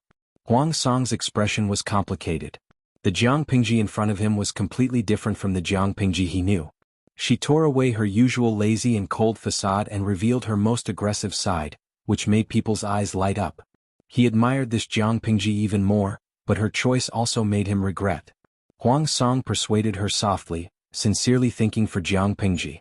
I'm afraid it's not up to you to decide whether you want to leave or not. When the emperor is angry, blood will flow. This is not a joke. If you don't leave now, you'll really be under house arrest in the future. The emperor thought of ways and roundabout ways to control the aristocratic families as hostages. Now that the earthquake in Shangjing was unfavorable to the emperor, he would not let go of the hostages in his hands. If the aristocratic families acted rashly, someone might be sacrificed to warn the others. The earthquake happened not long ago. The emperor could not even take care of himself. If Jiang Pingji packed her belongings and fled through the night, she would be safe as long as she entered the boundaries of Chongzhou. Even if the emperor pursued the matter, the magistrate of Chongzhou, Lu Shi, could shield her. The situation in Dongqing was grim. Coupled with the sudden earthquake, the emperor could not act rashly if he wanted to rule for generations to come. However, if Jiang Pingji did not leave now when the capital moved, she would really become a hostage and lose her freedom. Don't worry, I have a plan. Jiang Pingji looked around. Smoke and dust filled the air and ruins were everywhere. The air was suffused with an aura that made her uncomfortable. I know what you're worried about. Since I dared to stay, how can I not have something to rely on? If the emperor really wanted to move the capital, she would take all the people who remained in Shangjing with her. Originally, he wanted to slow down his pace and plan in secret, going according to plan. However, her opponent's stupidity and suicidal behavior made her unable to tolerate it. However, she was faced with a very awkward problem. Money and food were secondary. The key was the lack of manpower. If it was before Huang Song came, she would have asked him in private if he was willing to send people to help. The Shangjing patrol officer was indeed a small official, but he had a lot of people under him. Looking at it now, it was very likely that it would not be possible. It was not that Huang Song was not kind. He was just doing official business. He could only use his limited resources and energy to help the officials and nobles to complete the tasks given by his superiors. It was several times more difficult for a eunuch to make a name for himself in the court than for an ordinary person. He was benevolent towards the people, but the situation was too harsh. He wanted to help, but he was powerless. If only she had the troops, then she wouldn't have no one she could use. Huang Song saw that Jiang Pingji had made up her mind. He sighed in his heart, knowing that he could not persuade her. Are you here to look for Huayu and Huaijia? They're all inside. Jiang Pingji had already guessed what Huang Song was here for. He secretly told them to leave Shangjing as soon as possible and return to their own home. Then they would be completely safe. Except, while Huang Song had good intentions, the two Feng brothers were not ordinary people. Each had their own opinions. Huang Song looked embarrassed. Seeing that Jiang Pingji was in a bad mood, he could only bow and thank her. He walked past her to look for the Feng brothers. Seeing that Huang Song had walked far away, Suke said, Langjun, Ku will go back and make arrangements first. Alright, you ride it for now, Dabai. It's clever. If we meet a mob on the way, it can bring you safely away. Suke took the reins from Dabai and mounted the horse with practiced movements. Thank you. The little girl had a proud temper. If it was not to look for Jiang Pingji, it would not have allowed Suku to ride on its back. Now that Jiang Pingji had given her permission, Suku was not rejected by Dabai. Jiang Pingji waited in the same spot for a while. Not long after, she saw Huang Song coming over expressionlessly. When they passed each other, they nodded and went about their own business. As the patrol officer of Shangjing, Huang Song had an obligation to rescue the trapped officials and nobles and ensure their safety. Jiang Pingji's tent was very sturdy.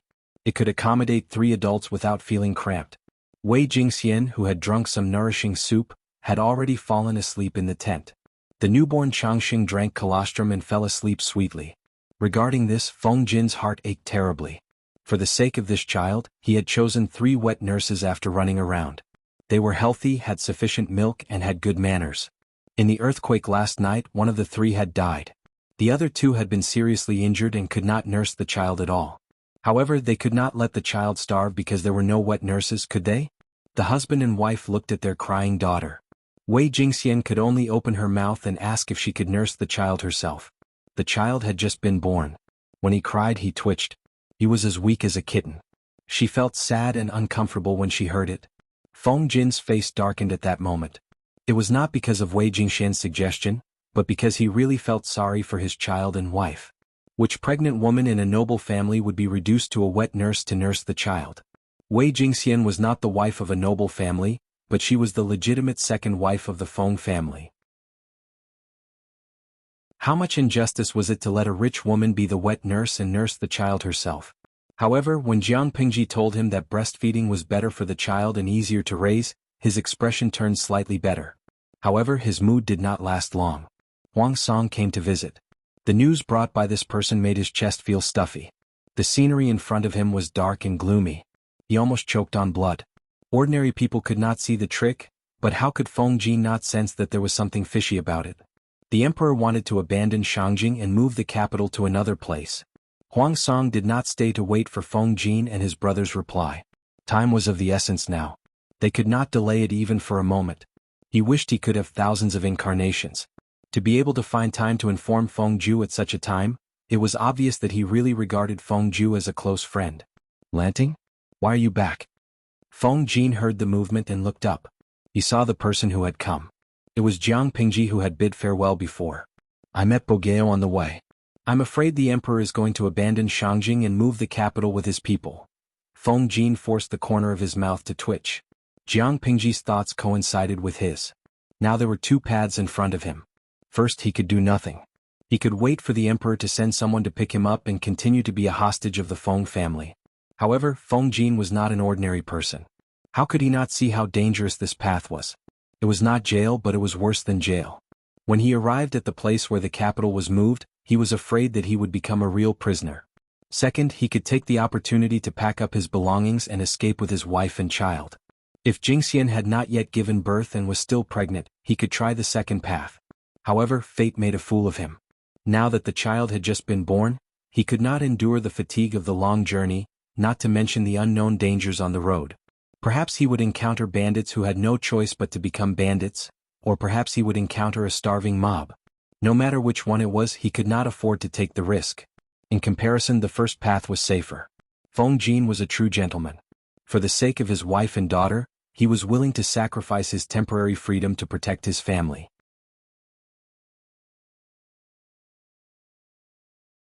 Chapter 376. Huayu, she said, interrupting Feng Jin's thoughts. Help me. Feng Jin's heart trembled. What do you need me for? Just tell me. Speaking of which, they were not only best friends. Lanting had saved his and his family's lives. I want to stay in Shangjing.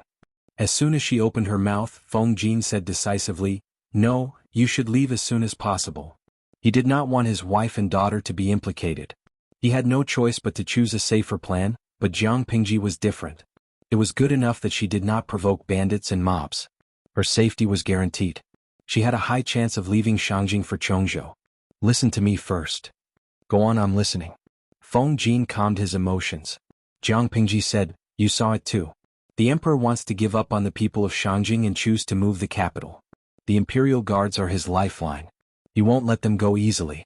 We can't expect him to suddenly repent and become a king who loves the people like his own children. Huayu, have you thought about how the surviving people of Shangjing will live if we don't do anything? So, I want to stay and help them.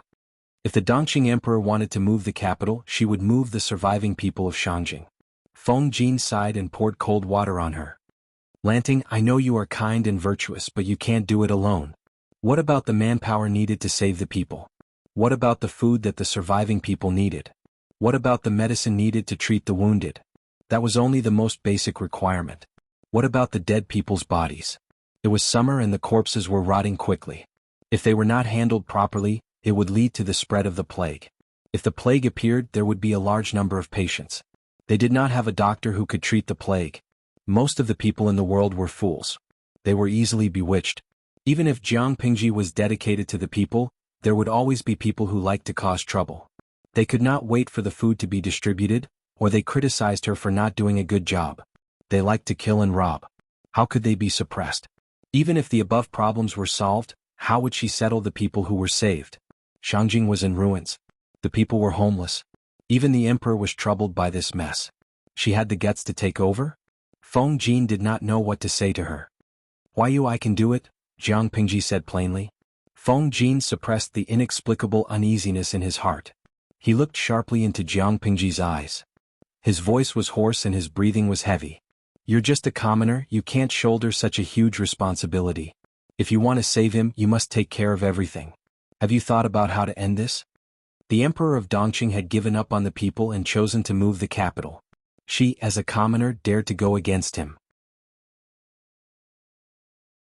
She must be tired of living. I know how to end this. Jiang Pingji was as still as a mountain. Her expression did not change at all. Shangjing City is uninhabitable now.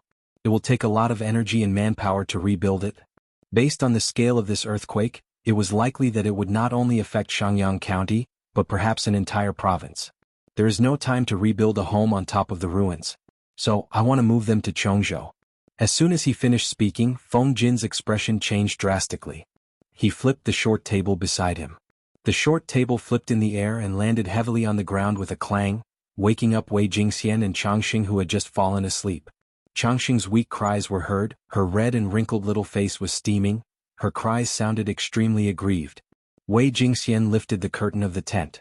She comforted the child while looking at the two of them in fear. Husband Lanting. Did the two of them quarrel? Your husband is fine. Feng Jin was pulled back to reality. His cold expression turned into guilt.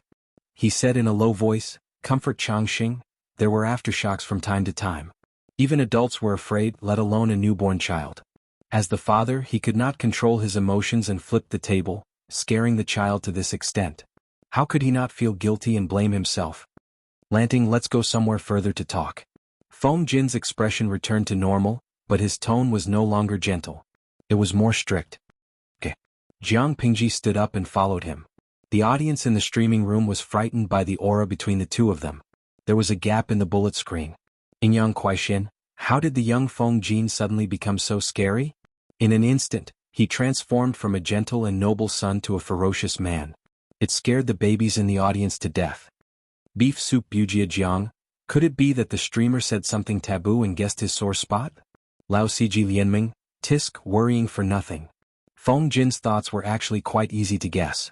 The streamer did say something taboo. No matter which era it was, rebellion was not forbidden, right?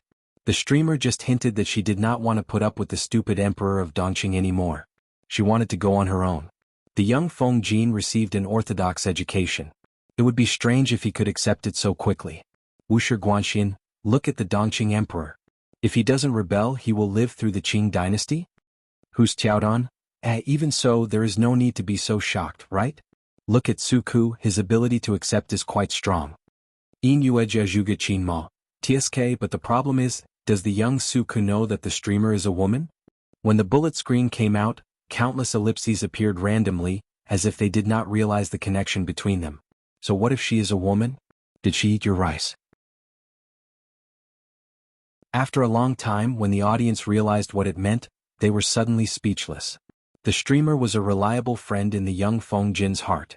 If she was a man, she would naturally be able to show off her skills and plot for the world. After all, the Dongqing emperor was indeed stupid. If he rebelled, then so be it. But the problem was that she was a woman. Feng Jin probably did not have the concept of someone rebelling in his mind. After a while, one of the audience members told the truth. Nu Di Jiuwa, why do I feel that? My baby Feng Jin was frightened by the streamer? Feng Jin was indeed frightened. His heart was full of complicated emotions. In the end, he accidentally flipped the short table. Lanting, why did you? Feng Jin's expression was indescribably conflicted. He knew that his best friend was restless and always caused trouble, but he did not expect her to be so ambitious. This is good. Jiang Pingji's expression was indifferent. She threw out an excuse. Can you imagine that one day I will stay at home to take care of my husband and children? I will help a strange man wash his hands and cook his soup. I will be like a helpless little girl to him all day long, like a good wife and loving mother? Feng Jin looked like he had eaten a bug. He said with difficulty, you don't have to say any more? He lacked imagination. He could not imagine it at all. If there was a burly man who was like a helpless little girl to her, and if he felt wronged, he would punch her in the chest. That would be more normal. So, I can't live the life of an ordinary woman. Huayu, I can't be a coward for the rest of my life. I can't marry a woman to hide my identity and then live the rest of my life without thinking, Jiang Pingji said. I am a human first, then a woman. Since I am a human, why am I not qualified to be the emperor? The emperor is not benevolent, the court is not upright, and the country is on the verge of destruction. Why should I be content with an ordinary life?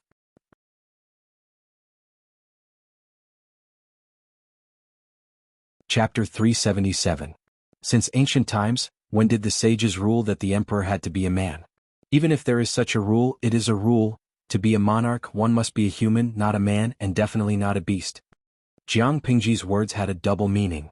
She also scolded several emperors of Dongqing. Most of the people in Dongqing would agree if they said that they weren't humans but beasts. Feng Jin sighed. You have such a sharp tongue. When it comes to quibbling, I can't beat you. Indeed, the wise sages did not stipulate that the emperor had to be a man. On the other hand, why couldn't women do it? There was nothing wrong with this sentence. To the common people, they did not care who the emperor was. It did not matter if the emperor was a man, a woman, or a beast.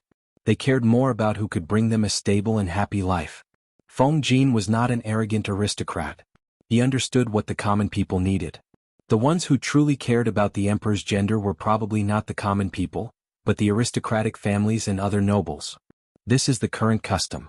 Have you ever thought about what you would do if your identity was exposed? All the students in the world will write to condemn you. Feng Jin's heart wavered, but he still wanted to persuade her to give up. Jiang Pingji didn't hide it at all. She snorted and said, the winner takes all. In the future, when he waved his army and chased after the deer, he would kill anyone who refused to submit. A scholar's scolding will be condemned by thousands of people. No matter how fiercely he scolds, it's just a verbal skill. Once the ears are blocked, who cares how he spits? Take life and death lightly, fight if you're not satisfied. It seemed that it was very powerful for scholars to criticize and criticize, but why would Jiang Pingji care about that? Because she didn't care about fame at all. If she died, why would she care about the flood behind her? If you want to blabber, then blabber. Whoever blabbered would be beaten up.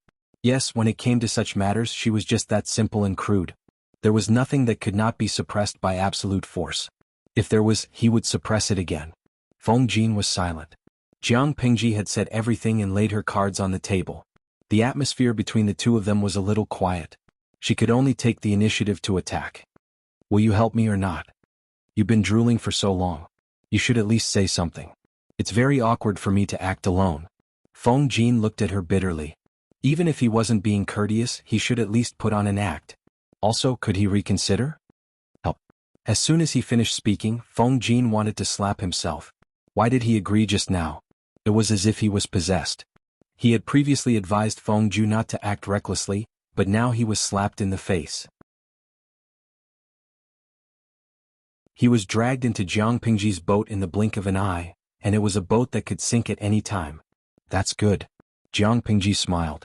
Feng Jin could not cry in his heart. However, he also knew in his heart that after moving the capital, Dongqing would not be far from falling apart. They didn't even care about the people in Shangjing, so why would they care about the people in other earthquake-stricken areas? Even a rabbit would bite when it was cornered, let alone a living person. After Feng Jin figured it out, he wasn't really against it anymore. Not to mention anything else, just for the sake of his wife and daughter, he had to find a place to settle down in order to protect his family. Jiang Pingji told him about the arrangement that she had told Su Ke. Feng Jin's worries were similar to what they had talked about before. At present, the four things they lacked the most were manpower, money, rice, and medicine. You should organize the people in the residence first. I will ask Xiaoyu to transfer the others over. In short, they had to first set up porridge stalls, organize manpower and the surviving citizens to clean up the ruins, and clear out a place to settle the wounded. The aftershocks haven't ended yet, so we have to ensure everyone's safety first. Feng Jin knew that Jiang Pingji was doing this for the sake of the people. There are only 26 people in Jin's residence, including the guards, maids, and servants. The warehouse has been cleared out, but there are still some meager assets. He pulled himself together and said, "These are secondary." Has Lanting ever thought that if you send troops without a good reason, you will be criticized by others and be suspected by the officials? Jiang Pingji already had a way to deal with this. If she used it properly, she might be able to get her a decent official position. I want to write a letter to express my feelings so that I have a good reason to send troops. Jiang Pingji said, the emperor abandoned the people and moved the capital elsewhere. Who wouldn't feel guilty doing such a shameless thing? How will he enter the imperial mausoleum to meet his ancestors after 100 years? I think if I take the initiative to take on this matter and help the emperor cover up his shame, do you think he will be willing? I think not only will he be willing, but he will also be happy to see it happen. Everyone understood the logic. The key was that no one dared to stand up, but she dared. Feng Jin was silent and his mouth was dry. He had to admit that the broad-mindedness and even foresight of the person in front of him were rare in the world. If I do well, the emperor will reward me generously and put the credit on my face to fool the people. If I don't do well, he can push all the blame on me and say that I did not do my job well. He will throw all the baseless accusations at me. No matter what, the emperor will not be at a disadvantage. This is the first point.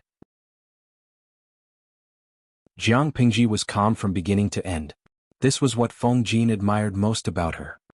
The second point is that after the capital is moved, the imperial capital will be far away from the three tribes of the northern borderline. The emperor will naturally not have sleepless nights, and Chongzhou will be less important to Dongqing. My existence as a hostage will not be as important as before. The emperor will allow me to stay. Good plan, Feng Jin said. It was a good plan, but in the eyes of others the effort and gain were not comparable. Who would be willing to do that? I think so too. Jiang Pingji crossed her arms in front of her chest and giggled. Therefore, I will have to trouble Huayu to write the memorial for me. Feng Jin's expression froze. He was dumbfounded. The bullet screen in the streaming room was full of laughter, sweeping away the solemnity from before. Ingyang Kuaixian, no, my dear Feng Jin has not completely joined the streamer's pirate ship. Is it really good to reveal your true colors so soon? What if you scare him away? Don't be afraid, capture him. I still have to deal with the matter of money and rations. Xiaoyu is not by my side. Who else should I trouble if not you? Such a matter-of-fact tone made Feng Jin's hands itch. However, she said she could solve the problem of money and rations? It was not that Feng Jin did not believe Jiang Pingji, but he felt that it was a fantasy. Believe me. After Jiang Pingji finished speaking, her expression returned to its usual calmness. Submitting a petition to explain the situation had a high chance of success. Or rather, it was a done deal. The Dongqing Emperor had been wary of Lu Shi for a long time. In the past, it was because of Hu County. Now, it was because he was the Chongzhou magistrate and was guarding the borders. If Jiang Pingji did well, the emperor could shamelessly steal the credit and minimize the impact of moving the capital and save some face. If Jiang Pingji did not do well, not only would she be tricked, but even Lu Shi would not be able to escape. His position as Chongzhou magistrate would be taken away. This was a huge gamble. In everyone's eyes, she would lose without a doubt. But it was also because of this that she wanted everyone's jaws to drop. System, if you are still alive, say something.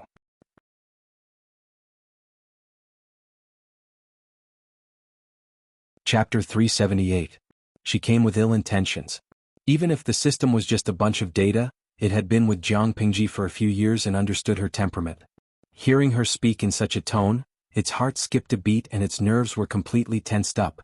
It deliberated for a while before responding, "What's the matter, host?" Jiang Pingji took advantage of the fact that there was no one around and found a flat spot to sit down. She placed her fingers together in a leisurely manner. Little did she know, the more she behaved like that, the more perturbed the system felt.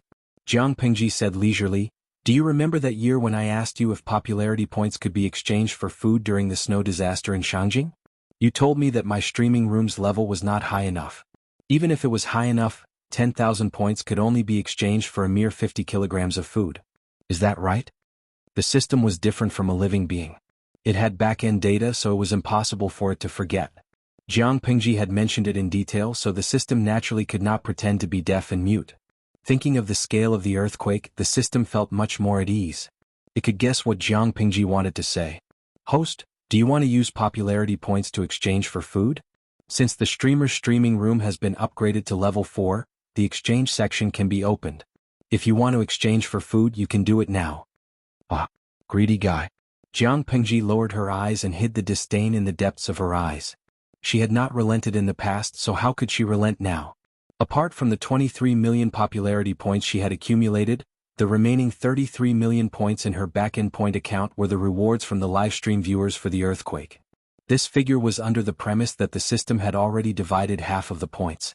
In other words, since the earthquake, the livestream viewers had gathered at least 66 million points.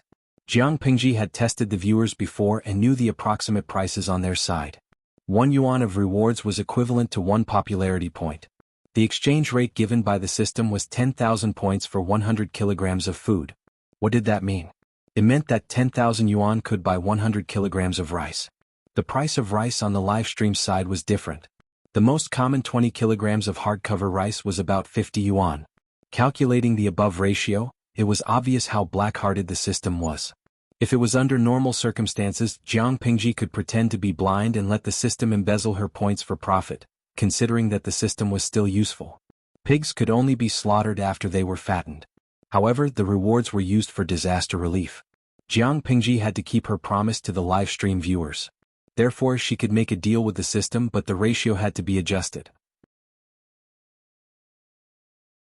Don't you think you're looting a burning house with 10,000 points for 50 kilograms of food? Jiang Pingji's mouth twitched. However, the system said, a transaction is a matter of mutual consent. How can you say that you're taking advantage of the situation? Jiang Pingji secretly twitched the corner of her mouth. She hadn't taught the system a lesson for the past few days, so it was getting cocky, wasn't it? She guessed that the system thought that she could only choose to trade with it if she wanted to exchange for food. That was why it was so stubborn?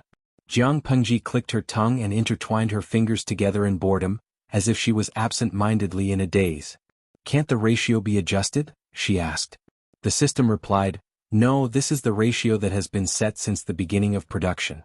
Neither the host nor the system has the right to change it. Jiang Pingji heaved a long sigh in her heart. Some people always had the appearance of villains intoxicated by success. After suffering a calamity, they still refused to give up until they saw the Yellow River. It was really annoying. She did not continue to negotiate with the system. Her right index finger swiped through the air and pulled out her own attributes. The attributes panel became longer and longer, and the classification of various data became more detailed. Her gaze skipped over the meaningless content and directly locked onto basic strength. 51 points, strength fusion plus 67 points. When she left Shangjing with Master Yuanjing, she had fused her strength points once, and the system had also upgraded once. After that, she stayed in Langyi for half a year and did many trivial tasks and boring live broadcasts. She fused her strength points again, and the system also coincidentally upgraded. After about half an hour, the system took the initiative to ask, "Host, do you want to exchange for food? Do you think I should exchange for food?" She asked with a smile, but there was not a trace of emotion in her eyes. There was still 1,000-year-old ice condensed in her eyes. The system hesitated for a while and replied, according to the back-end calculation data of the system, it is recommended to exchange for food. The earthquake this time had a magnitude of 7.8 and there have been 5 aftershocks. In Shangjing alone, the death toll is more than 30,000. Don't underestimate 30,000. There were about 120,000 ordinary people in Shangjing. Including the 100,000 Imperial Guard stationed there were about 220,000 people. Most of the Imperial Guards lived in military camps, so there were not many casualties after the earthquake. In other words, without counting the number of Imperial Guards, the death rate of the ordinary people in Shangjing had reached a quarter. This was only the confirmed dead. The number of people buried under the ruins who were still breathing was even greater. The system displayed the data, clearly telling Jiang Pingji that if she wanted to be a saint, she should not be distressed about the points. If she was distressed about the points, she should not continue to talk. So what if it took advantage of the situation? If she was unhappy, she could not exchange for food.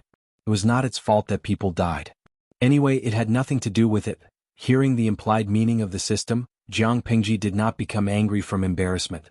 Instead, she revealed an inscrutable expression. The system thought that Jiang Pingji would admit defeat in the end, but not long after, it realized that something was wrong. She was too calm. Could it be that it could not hold it in? Jiang Pingji seemed to be talking about family matters. System, we have been bound for 3 to 4 years, but I don't think I have properly introduced myself. The system felt a little uncomfortable, but it could not tell what was wrong. It could only ask, didn't you introduce yourself? A long time ago, Jiang Pingji did not have a good relationship with the audience in the live streaming room. In order to diss the audience, she had introduced her background. I did introduce myself, but it was not comprehensive. Jiang Pingji seemed to have moved the topic away from exchanging for food, but the system became more and more uncomfortable. She said, Now that I think about it, I should seriously introduce myself again. Name, Jiang Pingji. Occupation, Federal General. Gender, female. She is the commander of the 7th Army Corps. She holds 1/10 of the real power in the Federation. I know all this. The system looked patient, but in fact it was already impatient. A hero does not boast about his past achievements. No, I haven't finished, Jiang Pingji said. There is a rigid requirement for the commander of the army. The system said casually, what the hell is the requirement? The development of the mental brain must reach at least the SSS level, Jiang Pingji replied calmly. However, to the system, this answer was tantamount to a sudden clap of thunder. It was as if a bomb had blown up its brain. The system did not respond. Jiang Pingji said again, scientists use scientific standards to classify the mental brain. From the lowest F to the highest SSS, there are a total of 21 levels. Every time one advances a level, the mental brain will be qualitatively improved. The higher the level, it does not mean that the IQ is higher, nor does it mean that the development of the brain is higher. It only means that the mental energy is higher. Why are you running? Before she finished speaking, a small source of energy seemed to be peeling from her brain. A pure mental strength firmly imprisoned it.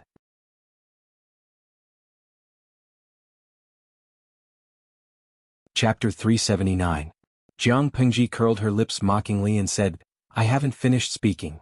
You're not giving me face at all. The system was silent. If it did not escape now, was it going to wait for death? If it was in a perfect state, of course, it would not be afraid of her. It was as if everyone's mental and brain domain was not 3S. If the mental and brain domain were to fight, no one would have an advantage if they fought with their lives on the line. However, the current, itself, could not be Jiang Pingji's opponent at all. Tisk, why do you think this is necessary? Jiang Pingji said in disdain. Her intertwined fingers returned to a state of interlocking.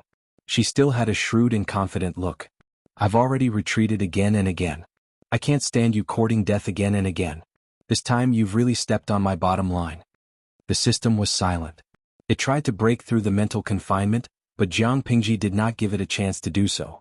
After trying several times, not only did it not cause any damage to the mental confinement, but it also consumed a lot of energy. The system was too lazy to try anymore. It questioned Jiang Pingji coldly, from the beginning to the end, did you do it on purpose? Have you been fooling me for the past few years? You're too stupid and your IQ is too low, yet you want to blame society? Jiang Pingji rolled her eyelids impatiently and rewarded it with a roll of her eyes. If this time you had a discussion with me about the exchange rate and stepped on my bottom line, I wouldn't have shed all pretense of cordiality. The system was like a sheep. Every once in a while it would keep on shedding some wool. Apart from that, it was indeed a little stupid, but it was easier to deal with such a stupid enemy in the open than hiding in the dark. When did you start to doubt me? The system had always known that Jiang Pingji did not have a good relationship with it. She even suspected it a few times, but the system did not care. It had been through so many hosts and had seen all kinds of people. There were many who were suspicious of it and guarded against it, just like Jiang Pingji. However, people's hearts were made of flesh. After a few years of getting along, which host would not trust it wholeheartedly? Therefore, with so many hosts as a lesson, the system changed its response to Jiang Pingji a little. To be more vulgar, it would advance when the enemy advanced and retreat when the enemy retreated. It would maintain a distance that was neither too far nor too close and use time to slowly wear away the alienation between the two. However, the tried and tested method did not work on her. Only now did he understand that the other party had never trusted him and had even watched his passionate performance as if he was watching a play. Ever since you forced me to be reborn, I've hated it when people make decisions without asking for my opinion. The system was unconvinced. I gave you a new life. Ungrateful. Who do you think you are? Does he have the right to show kindness to me? Who would want it? Jiang Pingji did not even bother to lift her eyelids. This was like throwing a modern Xing Ying, the richest man in the world, into a prehistoric era where there was nothing. It was already good enough that he did not bear a grudge, yet he still hoped that the other party would be deeply grateful. If the other party was not grateful and did not trust him, then he was an ingrate. How could he be so thick-skinned? Although you're shameless, ambitious, and greedy, I have to admit that you're still somewhat useful. Jiang Pingji said, if it weren't for your help, my mental brain wouldn't have recovered so quickly. So, to prove that I'm not an ungrateful person, I'll take care of you. Don't worry. If the system's expression could be instantiated, it would probably be livid. I'd rather be killed than humiliated. If you have the guts, kill me and get rid of future troubles. Otherwise, I'll have an eye for an eye. As the system's dignity and pride, how could it tolerate being trampled on by a lowly human? I'm a woman, I have no guts. Only a fool would kill you. Do you think my IQ is as low as yours? The system almost choked to death. It could not self-destruct because in Jiang Pingji's mental brain she was God. It also could not escape. It was no match for her in a mental confrontation. Could not break through the mental shackles. Saying more would make it cry. Jiang Pingji laughed and hummed a light song. She reopened the system interface. For the former commander of the Federal Army, this kind of manual operation was nothing at all. All along, it had been its virtual consciousness that talked to Jiang Pingji. Strictly speaking, the so-called system was actually a virtual creature that was composed of its virtual consciousness and basic mechanical data. The basic mechanical data was the cold body, and its virtual consciousness gave the data consciousness. The body of the former was data, and the latter was the data consciousness born from the soil of data. The two were combined to form a virtual creature. In Jiang Pingji's era, interstellar science was already highly developed. The Federation's main brain was the first virtual creature. As a commander whose words carried weight, she did not read the confidential documents for nothing. Her fingers slid gently, and a very simple operation interface popped up. If the virtual market that the system showed her before was a giant interstellar supermarket, then what she saw now was a school canteen. Not only had the items changed, but the prices and exchange data had also changed. The interface data that the system showed her were all photoshopped. There were tens of thousands of pages of rice categories, but in reality, there was only one page. The price of rice was also very low. Even if the cross-dimensional transportation fee was included, the price was still cheaper than the hardcover rice in the streaming room. TSK. 10,000 points for 50 kilograms of food? Why don't you go to heaven? Even a profiteer would not be so black-hearted. Jiang Pingji looked through the system's contents in disgust. Her mind was carrying out complex data calculations and speculations. She raised her hand to search for medicinal herbs. There were more than 100 types, all of which were low-aged, common quality, and common types of medicinal herbs. As for the 1,000-year-old and 100-year-old ginseng, glossy ganoderma, iceberg snow lotus, there was no trace of them at all. She then searched for the zither, chess, calligraphy, and painting skill books that the system had enthusiastically recommended. The price had been reduced by 10 times. After clicking on each book, there was an additional large section of instruction manual on the introduction page. Jiang Pingji's stomach churned when she read it, and she almost vomited from disgust. Zither skills, advanced level, price, 100,000 points of popularity. Description: this skill has been refined by the 3rd generation host XXX, the 5th generation host YYY, the 6th generation host ZZZ. It has already reached the advanced level. After buying the skill book, one can obtain the soul fragments of several predecessors after learning it. One can learn it quickly. The first part was all nonsense and the last part was the most horrifying. System, you were so good to your previous hosts.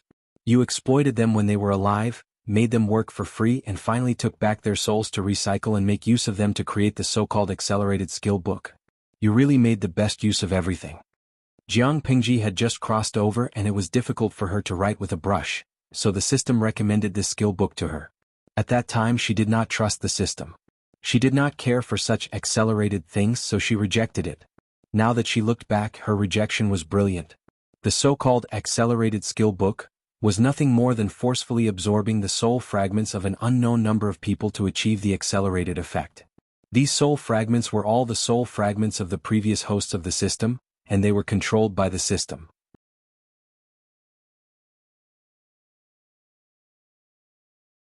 Chapter 380. In the face of Jiang Pingji's reprimand, the system looked like a dead pig that was not afraid of boiling water. It could not self-destruct or escape now. It could only hope to anger Jiang Pingji and make her destroy it. It had to admit that it had underestimated her. It had taken Jiang Pingji lightly because she was a lowly ant. If Jiang Pingji saw through its thoughts and said faintly, "This mental brain domain is your cage. When I catch your main body, I'll deal with all of you together. If I deal with you now, won't I alert the enemy?" Even if the system was just a virtual consciousness, it was frightened when it heard her say that. "Are you stupid? Since my mental brain domain is at level 3S, do you think I can't see that your mental brain domain is abnormal? The system was speechless when it heard that. It was suddenly speechless. It had indeed sliced itself into two. The main body had most of the energy and abilities, and the part that was separated copied the incomplete data of the main body, forming another palace intrigue streaming system, which was the self that was attached to Jiang Pingji. If I kill you, your main body will detect it immediately. This will alert the enemy. If I let you escape, the main body and the split body will merge, and the level of the mental brain domain will be the same as mine. Won't I create a strong enemy for no reason? Jiang Pingji did not understand. Who gave the system the confidence to think that she could not see through such childish tricks? You be good and stay in the prison. I will feed you energy regularly. I guarantee that you won't starve to death or be full. After saying that, she cut off the channel of consciousness transmission from the system to the outside and isolated its noise. In an instant she felt that the whole world was different. Her ears were completely quiet. Her battle with the system only took less than the time it took to burn a stick of incense. In the eyes of the audience in the streaming room, she was just distracted. Even though she did not have the assistance of the system and had to operate it manually, it was much safer without the hidden dangers of the system. At that moment, she realized that many functions in the background of the streaming room were grayed out. Jiang Pingji clicked her tongue and brought up more detailed background data. With a glance, the system changed the initial data and set the sensitive words to completely prevent the possibility of the big shots from the other dimension finding her. If the audience made a forbidden comment, they would be kicked out immediately and their IP would be blocked. Therefore, Jiang Pingji could only meet the audience who were watching the show. Jiang Pingji couldn't see the content because of the system's concealment. Unfortunately, even if she imprisoned the system's consciousness, she did not have the authority to change the back-end data. In other words, the live stream would remain the same in the future, unable to level up, unable to update data, a severely emasculated version of the streaming room. TSK. Jiang Pingji felt disgusted. However, as long as the live broadcast room was still there, she could still see the audience and she could still exchange for the rice that she needed at the mall. That was enough. He comforted himself in this way, but he still felt a little unhappy. However, his displeasure soon dissipated into thin air. Awesome. Jiang Pingji looked at the popularity points backstage. The total was 111 million. She quickly looked through the back-end data and finally understood where the tens of millions of popularity points had come from. Jiang Pingji put the system's consciousness under house arrest, and the points in its account were directly transferred to her back-end account. The ultimate reason for the system's attachment to her was unknown, but it had a very clear goal: to exploit the popularity points in a variety of ways. Every time it leveled up, the system would take the opportunity to transport the exploited popularity points to the main body. Of course, under Jiang Pingji's deliberate obstruction, the popularity points it could send to the main body were very few. Most of them were saved up by the system through hard work and frugality. The audience in the live stream enthusiastically rewarded the earthquake, and the system received half of the popularity points. They were all newly obtained and they were still warm. The system did not have time to be secretly happy. It courted death and stepped on Jiang Pingji's bottom line. Both parties shed all pretenses of cordiality, and it was unfortunately placed under house arrest.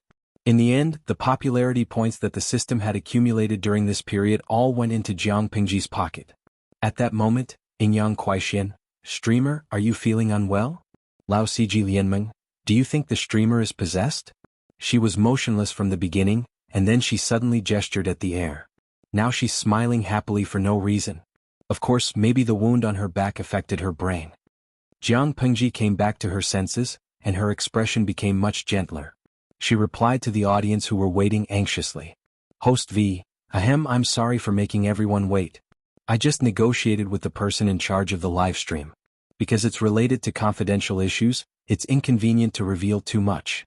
However, after my argument, the other party is willing to temporarily open a channel to another agricultural dimension. You can use rewards to exchange for an equivalent amount of food and medicinal herbs. However, in order not to affect the dimension, according to the rules between dimensions, the variety of items that can be exchanged is limited. The bullet screen this time was probably the most words that Jiang Pingji had ever spoken in one go. When the audience in the live stream heard the news, they were instantly excited as if they had been injected with chicken blood. Inyang Kuaixian, damn, the streamer is actually an employee of the legendary mid-dimension streaming company? Just like what's written in novels? Wow. Just listening to the streamer's words, I feel that it's very high-end and imposing. Motorola, oh my god, is there a streamer like the streamer? The audience in the livestream room had their imaginations run wild. They asked all kinds of questions and Jiang Pingji replied to them all. Host V, I'm not an employee of any dimensional streaming company. I'm just an unlucky person who wandered in time and space. I was temporarily entrusted by someone to help support others. At first, I really didn't like live streaming. I still don't like live streaming after a few years, but I like you guys very much and I like the feeling of chatting with you guys live. As for whether there are other streamers, I'm not sure. So far, I only know that I'm one. After a brief chat, the audience in the live stream room slowly accepted this bitter truth. Yueja Zhuge Qinma, streamer, the earthquake this time requires so many disaster relief materials and takes up a lot of space. How are you going to explain to outsiders where they came from? If you don't explain well, I feel that your friends around you will be suspicious. Being a dumb teammate had its advantages. You were full of flaws, and blind dumb teammates might not even notice that something was wrong. It was different to have a godly teammate. People who were too smart were not easy to deal with. Once they became suspicious, it would not be easy to dispel their suspicions. Jiang Pingji had naturally considered this problem. Host V, don't worry, sit and watch my performance. If I can't fool them, consider it my loss. Seeing this comment, for some reason, many viewers suddenly began to feel sorry for Suku and Fengjin. She got up and flicked the dust off her hem.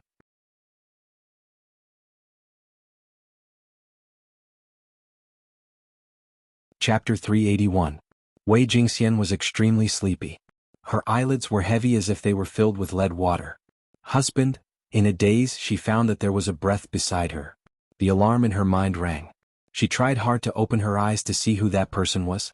The figure turned from blurry to clear. It turned out to be her husband, Fengjin. Sleep first. I'll look at Changxing for a while.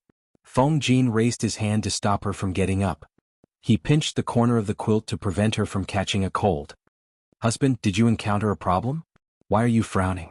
Wei Jingxian turned to look at her daughter who was sleeping beside her. The newborn child's face was red and wrinkled.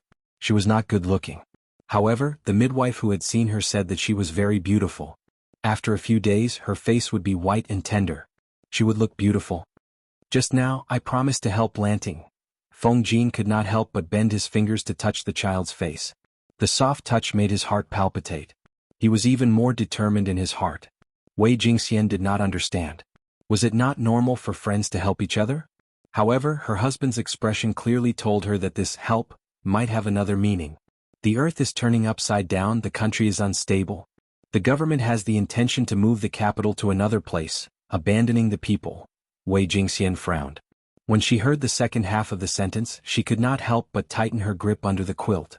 Although she was a woman in the inner courtyard, she was born in an aristocratic family. Fengjin often talked with her, so her knowledge was not comparable to that of ordinary women. Move the capital? She opened her eyes wide and her sleepiness was gone.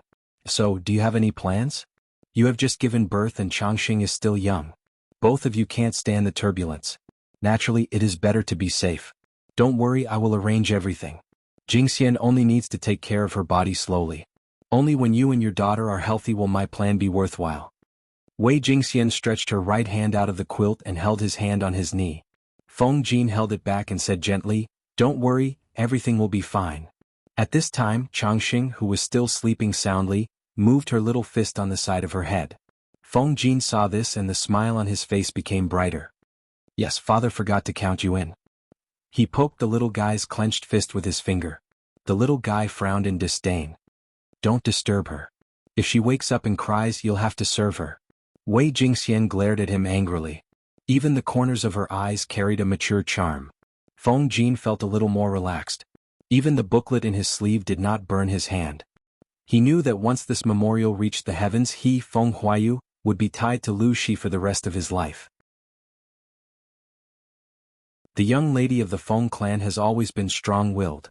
As he spoke, he couldn't help but poke his daughter's clenched fist. Miss Sai. Looking at her daughter's sleeping face, Wei Jingxian suddenly understood what her mother had said before she got married. To raise a son for 100 years is to worry for 99. This world was becoming harsher and harsher for women. It was hard to survive. Who knew what would happen in another 10 years? What is Jingxian thinking about? Wei Jingxian recalled, I'm thinking about what happened before I got married. Why don't you tell me? It's not very interesting. Wei Jingxian said, when I was young I could ride a horse on the street. But when I grew older I had to stay in the boudoir. I had to practice calligraphy every day and had less time to play outside. A while ago I received a letter from a friend in the boudoir. I heard her complain. I couldn't help but worry. Would Changxing not be able to leave the house in another 10 years? She would even be criticized when she goes out. Feng Jin's attention was attracted by her words. He temporarily put aside the matter of the booklet. What do you mean? Wei Jingxian said, the Empress of Zhongzhou is brilliant in literature and has a great ambition to enlighten all the women in the world. These years of painstaking study, she has written 4 books in succession, namely Women's Commandments, Women's Internal Instructions, Women's Analects, and Women's Exemplary Records.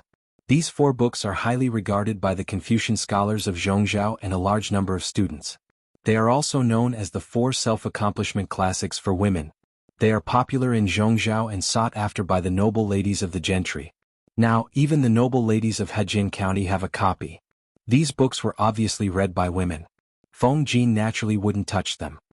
He said suspiciously, they are written by the virtuous Empress and are highly regarded by the Confucian scholars. I think they are good reading materials. Why is Jingxian a little unhappy? It was hard to say about other things, but that Women's Analects dared to use the 2 words Analects in it. It should be very solid. In the future I will buy a few books for Changxing to read as enlightenment reading materials. Feng Jin thought to himself. Then he realized that Jingxian was looking at him strangely. Have you read these 4 books? Wei Jingxian looked at her daughter and then at her husband. This was not a joke.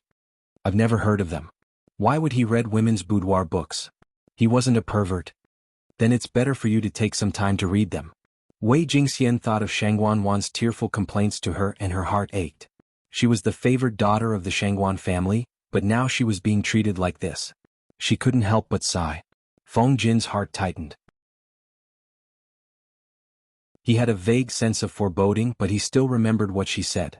The couple talked for a while in the tent until Wei Jingxian was exhausted and fell asleep. Only then did he lift the curtain of the tent and leave. He carefully closed the curtains to prevent the cold wind from blowing in. Feng Ju shouted, "Second brother? Do you have an idea about what happened previously?" Feng Jin's eyes flashed and he said, "I've made up my mind. What about you?" Although Feng Ju was a 16-year-old boy, he was only a high school student in the era of the live streaming room. But in this era he was already a man who could bear the rise and fall of a family. As his elder brother, Feng Jin had no right to interfere with his choice and ambition. The 2 brothers might not be on the same path anymore. I'm all alone now. I have no family to tie me down, so I want to go out and fight and see the world. After saying that, Feng Ju looked away unnaturally, not daring to meet his elder brother's eyes. Feng Jin said, "You want to look for Huang Song?" This was not a question but a statement. Yes. Feng Ju nodded. A gentleman hides his weapon and waits for the right time. That's all I have to say. Feng Jin was worried about Huang Song, but his younger brother was stubborn and he could not control him. Then, what about you? Feng Ju secretly heaved a sigh of relief and turned to Feng Jin. Your sister-in-law and niece should not be tired from the long journey. They will stay in Shangjing for the time being and observe the situation, Feng Jin said in a low voice. Lanting has the ambition to save the world and the people. He can't bear to see the people destitute and homeless. He plans to petition for the welfare of the people who died in the earthquake. After hearing this, Feng Ju did not come back to his senses for a long time. Did his elder brother mean that he planned to stay and help Lu Shi? Didn't his elder brother say that Lu Shi did not have that ambition? He wanted to ask more, but when he saw his elder brother's pale and tired face, Feng Ju swallowed the words on the tip of his tongue. As they were talking, the main character Jiang Pingji arrived. Have you finished writing the memorial? Yes. Take a look at what's wrong. Feng Jin took out the memorial from his sleeve and handed it to her. Jiang Pingji took it and looked at it carefully. She said, Huayu, I naturally trust your literary talent. When she finished reading, she raised her head and looked at Feng Jin. He was also staring at her silently.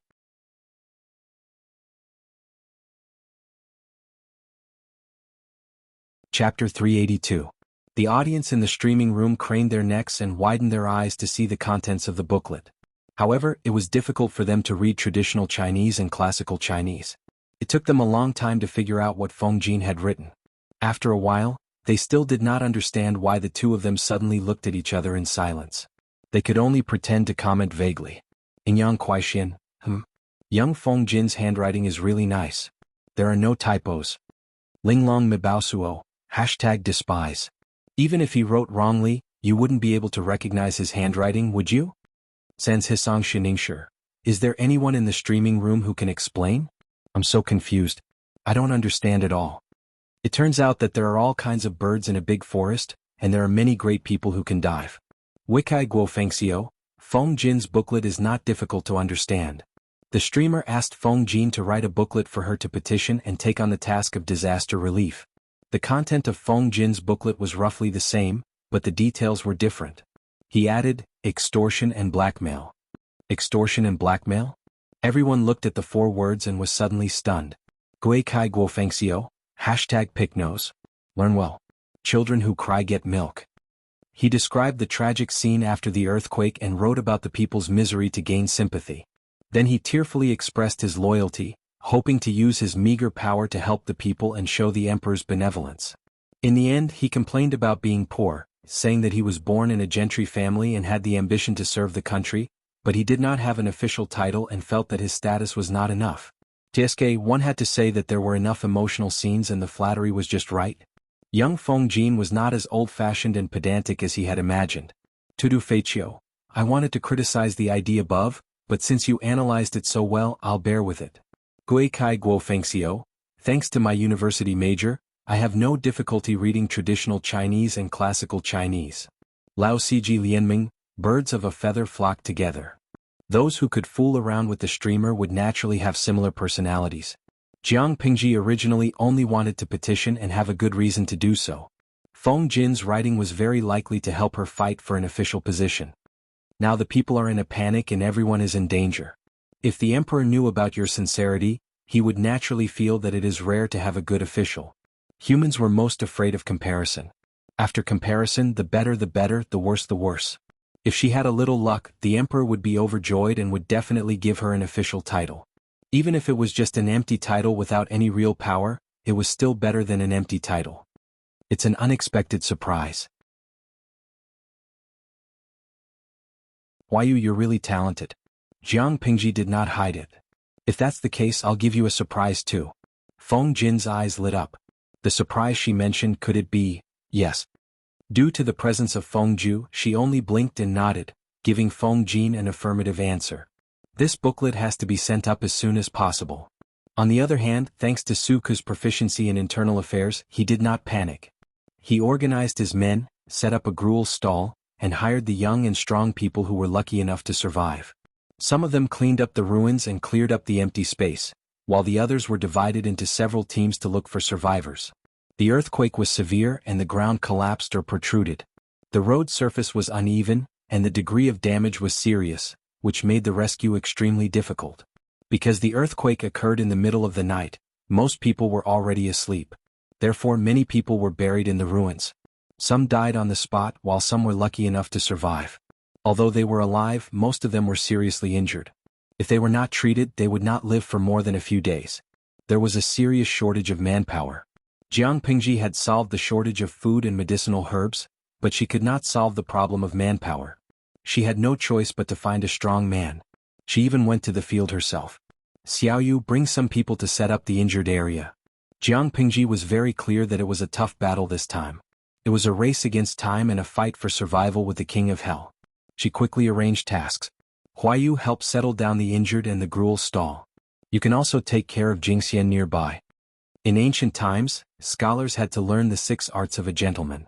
They could ride, shoot, or dance with the sword. However, they were still civil servants. Jiang Pingji did not let them go to the ruins for search and rescue, lest they were unlucky enough to die in an aftershock. It was safer to stay in the base camp. After she finished speaking, Jiang Pingji took the sleeves that Taksha handed to her. She bit one end of the rope roughly and tied the sleeves nimbly with the other end. Then she swiftly tied a slipknot on both ends of the rope, revealing a pair of snow-white, muscular arms for the convenience of search and rescue. Takshu, stay here to make stretchers and take care of the injured people.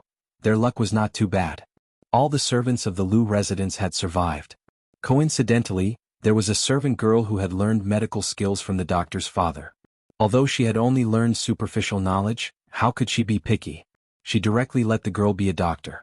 She might not be able to treat serious injuries, but she could still treat ordinary injuries. The search and rescue started from the nearest place.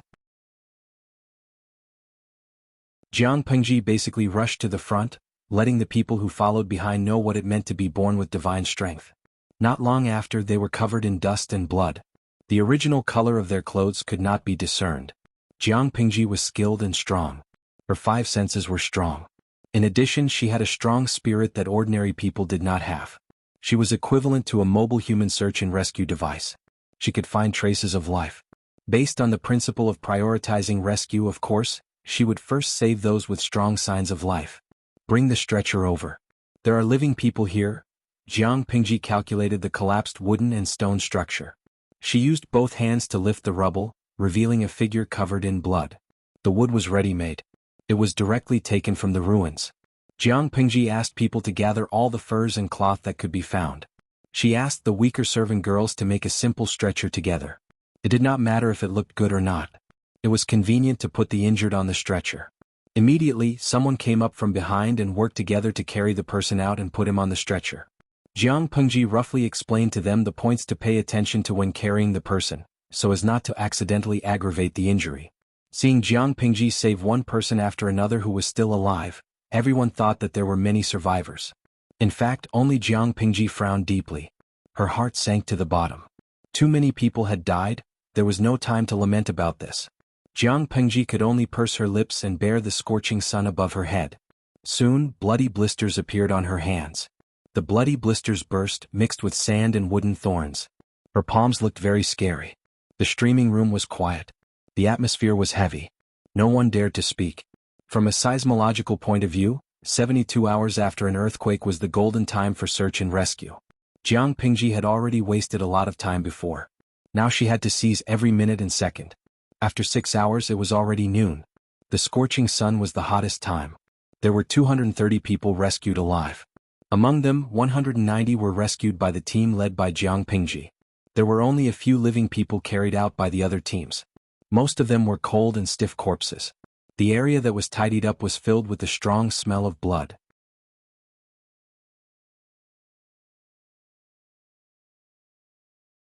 Chapter 383. Jiang Pengji rubbed her feet on the ground. Then she randomly picked up a tree branch and drew an irregular rectangle on the ground. With a few strokes, she drew a regional map of Shangjing. During her time in Shangjing, she basically wandered around aimlessly outside. She knew the regional plan very well. It would not work if they kept squeezing into one area for the search and rescue. It would only waste time. Most of the areas outside could not be taken care of. Including the available personnel from the 2 residences and the young men hired, the entire search and rescue team had 71 people. She already had a plan in her mind on how to maximize the efficiency of these people. There are still too few people. Feng Jin's face was pale. There were only a few dozen people. They could not even cover the eastern part of the city. We'll do our best and leave the rest to fate. If the appointment from the government came this morning, it might be easier to give some people symbolically. Suku was also panting from exhaustion. But when he saw that Jiang Pengji's lips were dry and pale, her sweat had soaked her clothes several times, and there was not a single part of her hands that was unharmed, he did not dare to make a sound no matter how tired he was. He swallowed his words back into his stomach. It will be night in another 6 to 8 hours. This is the tricky part. Jiang Pengji's voice was hoarse. She spoke of the difficult problem that the 2 beside her could not bear to speak of. The lighting facilities in ancient times were too backward. The rich could use candles to make fire, the slightly poorer used oil lamps, and the poor would wash up and sleep at night. It was conceivable that after an earthquake, there would be a huge impact on the search and rescue if there were no lighting facilities at night. It could be said that apart from Jiang Pengji, the others were basically useless. The only thing to be thankful for was that it was summer and the sky would turn dark later. Feng Jin said, "We have to save them even if we have to hold candles. Human life is as important as the sky. How can mere candles compare to it?" Rich families needed candles a lot. Therefore, the candles found in the storerooms of the 2 residences could barely make up a box. It was estimated that it could last for 1 night. However, how could the light of candles compare to the blazing sun? It would definitely bring great inconvenience to the rescue. Jiang Pengji raised her hand to rub between her eyebrows. She did not know how many bloody blisters had formed on her palm and how many had burst. Others felt that her hand was in pain just by looking at it. She was indifferent, as if she could not feel the pain. Let's call it a day. Arrange for people to take turns to rest. We still have work to do at night. There were only so many people, and not everyone was as tireless as she was. They could not withstand the high-intensity search and rescue that lasted day and night. Jiang Pingji missed her troops again. After all, they were well-trained and had much stronger stamina than ordinary people. I'm thinking how good it would be if the troops could land now. She smiled bitterly and took a bowl of warm water from Takshu. She raised her head and poured it into her mouth. She gulped it down and felt that it was not enough, so she asked Takshu to get her another bowl. If that's the case, Langjun, then I wish I had the ability to turn beans into soldiers. Su could try to find joy in his misery. He held a bowl of porridge and gulped it down. He no longer cared about his gentlemanly demeanor. Feng Jin sighed and ate a simple bowl of porridge. His stomach was half full. Jin will go and take a look at Madam. Now he was most concerned about his wife and daughter. Jiang Pingji gave up her own carriage. It was spacious inside and everything was in order. In addition, the shock absorption system was good. As long as there was a thick mattress and quilt, even if there was an aftershock, Wei Jingxian would not feel a strong tremor while lying in the carriage. Since she was pregnant and needed to breastfeed the child, it was natural to give her a special treatment. The food in the mouth was to restore vitality and stimulate the production of breast milk. No one could let the mother and daughter go hungry. Because there were too many injured, almost all of them were bloody. The air was filled with a strong smell of blood. The pregnant woman could not stand such stimulation. The carriage was tightly packed and it was too stuffy. She asked the maid to soak a cloth with warm water and tighten it to wipe her sweat. Only then could she feel a little better. Thinking of the poor conditions, Feng Jin only felt guilty. I can't eat it. Do you want to eat some too? Feng Jin entered the carriage and tidied up his appearance. He wiped his hands and the skin that was exposed outside. He also changed the clothes that covered his head so that he would not dirty the carriage. As soon as the curtain was lifted, the heat inside came out. Just staying for a while made him feel uncomfortable and sweaty. No, I ate just now. You're still in confinement and need to nourish yourself so that you don't get sick in the future. Feng Jin sighed and turned his gaze to his daughter. Because of the high temperature in the carriage, the swaddling clothes that were wrapped outside had been untied. She wore 2 small cotton clothes and a small quilt. It's a little hot inside. Open the curtain at intervals to get some air so that you don't feel stuffy, Feng Jin said. Wei Jingxian said, I remember. You did a good job as a maid. When you get some air, cover yourself and the child well so that you don't catch a cold, Feng Jin could not help but remind her. Wei Jingxian listened patiently. The relationship between the husband and wife could be said to be advancing by leaps and bounds. Jiang Pingji's memorial was quickly sent to the Imperial Summer Village outside the city. After the earthquake, the Imperial Summer Village was on high alert. There were Imperial guards both inside and outside the village.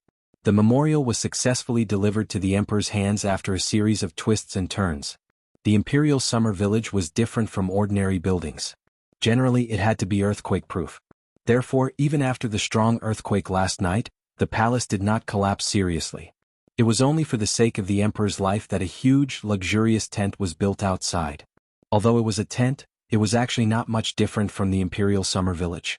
Inside there was still the Emperor's office, the study room for meeting the ministers, a place for bathing, washing, and toilet. There was also a huge dragon bed for the concubines. The interior was extremely luxurious. One could not tell that it was a temporary tent from the inside. One would think that it was a luxuriously decorated palace room. The people of ancient times could not explain the cause of the earthquake, so they used their imagination to forcibly explain it. One of the most widespread explanations was the earth dragon turning over. Therefore, every earthquake could be interpreted as a warning and dissatisfaction from the heavens towards the emperor. This was also what the emperor hated the most. Since the earthquake last night, the emperor had been in a bad mood. When he could not hold back his anger, he even drew his sword and killed a few court officials who tried to sway the hearts of the people.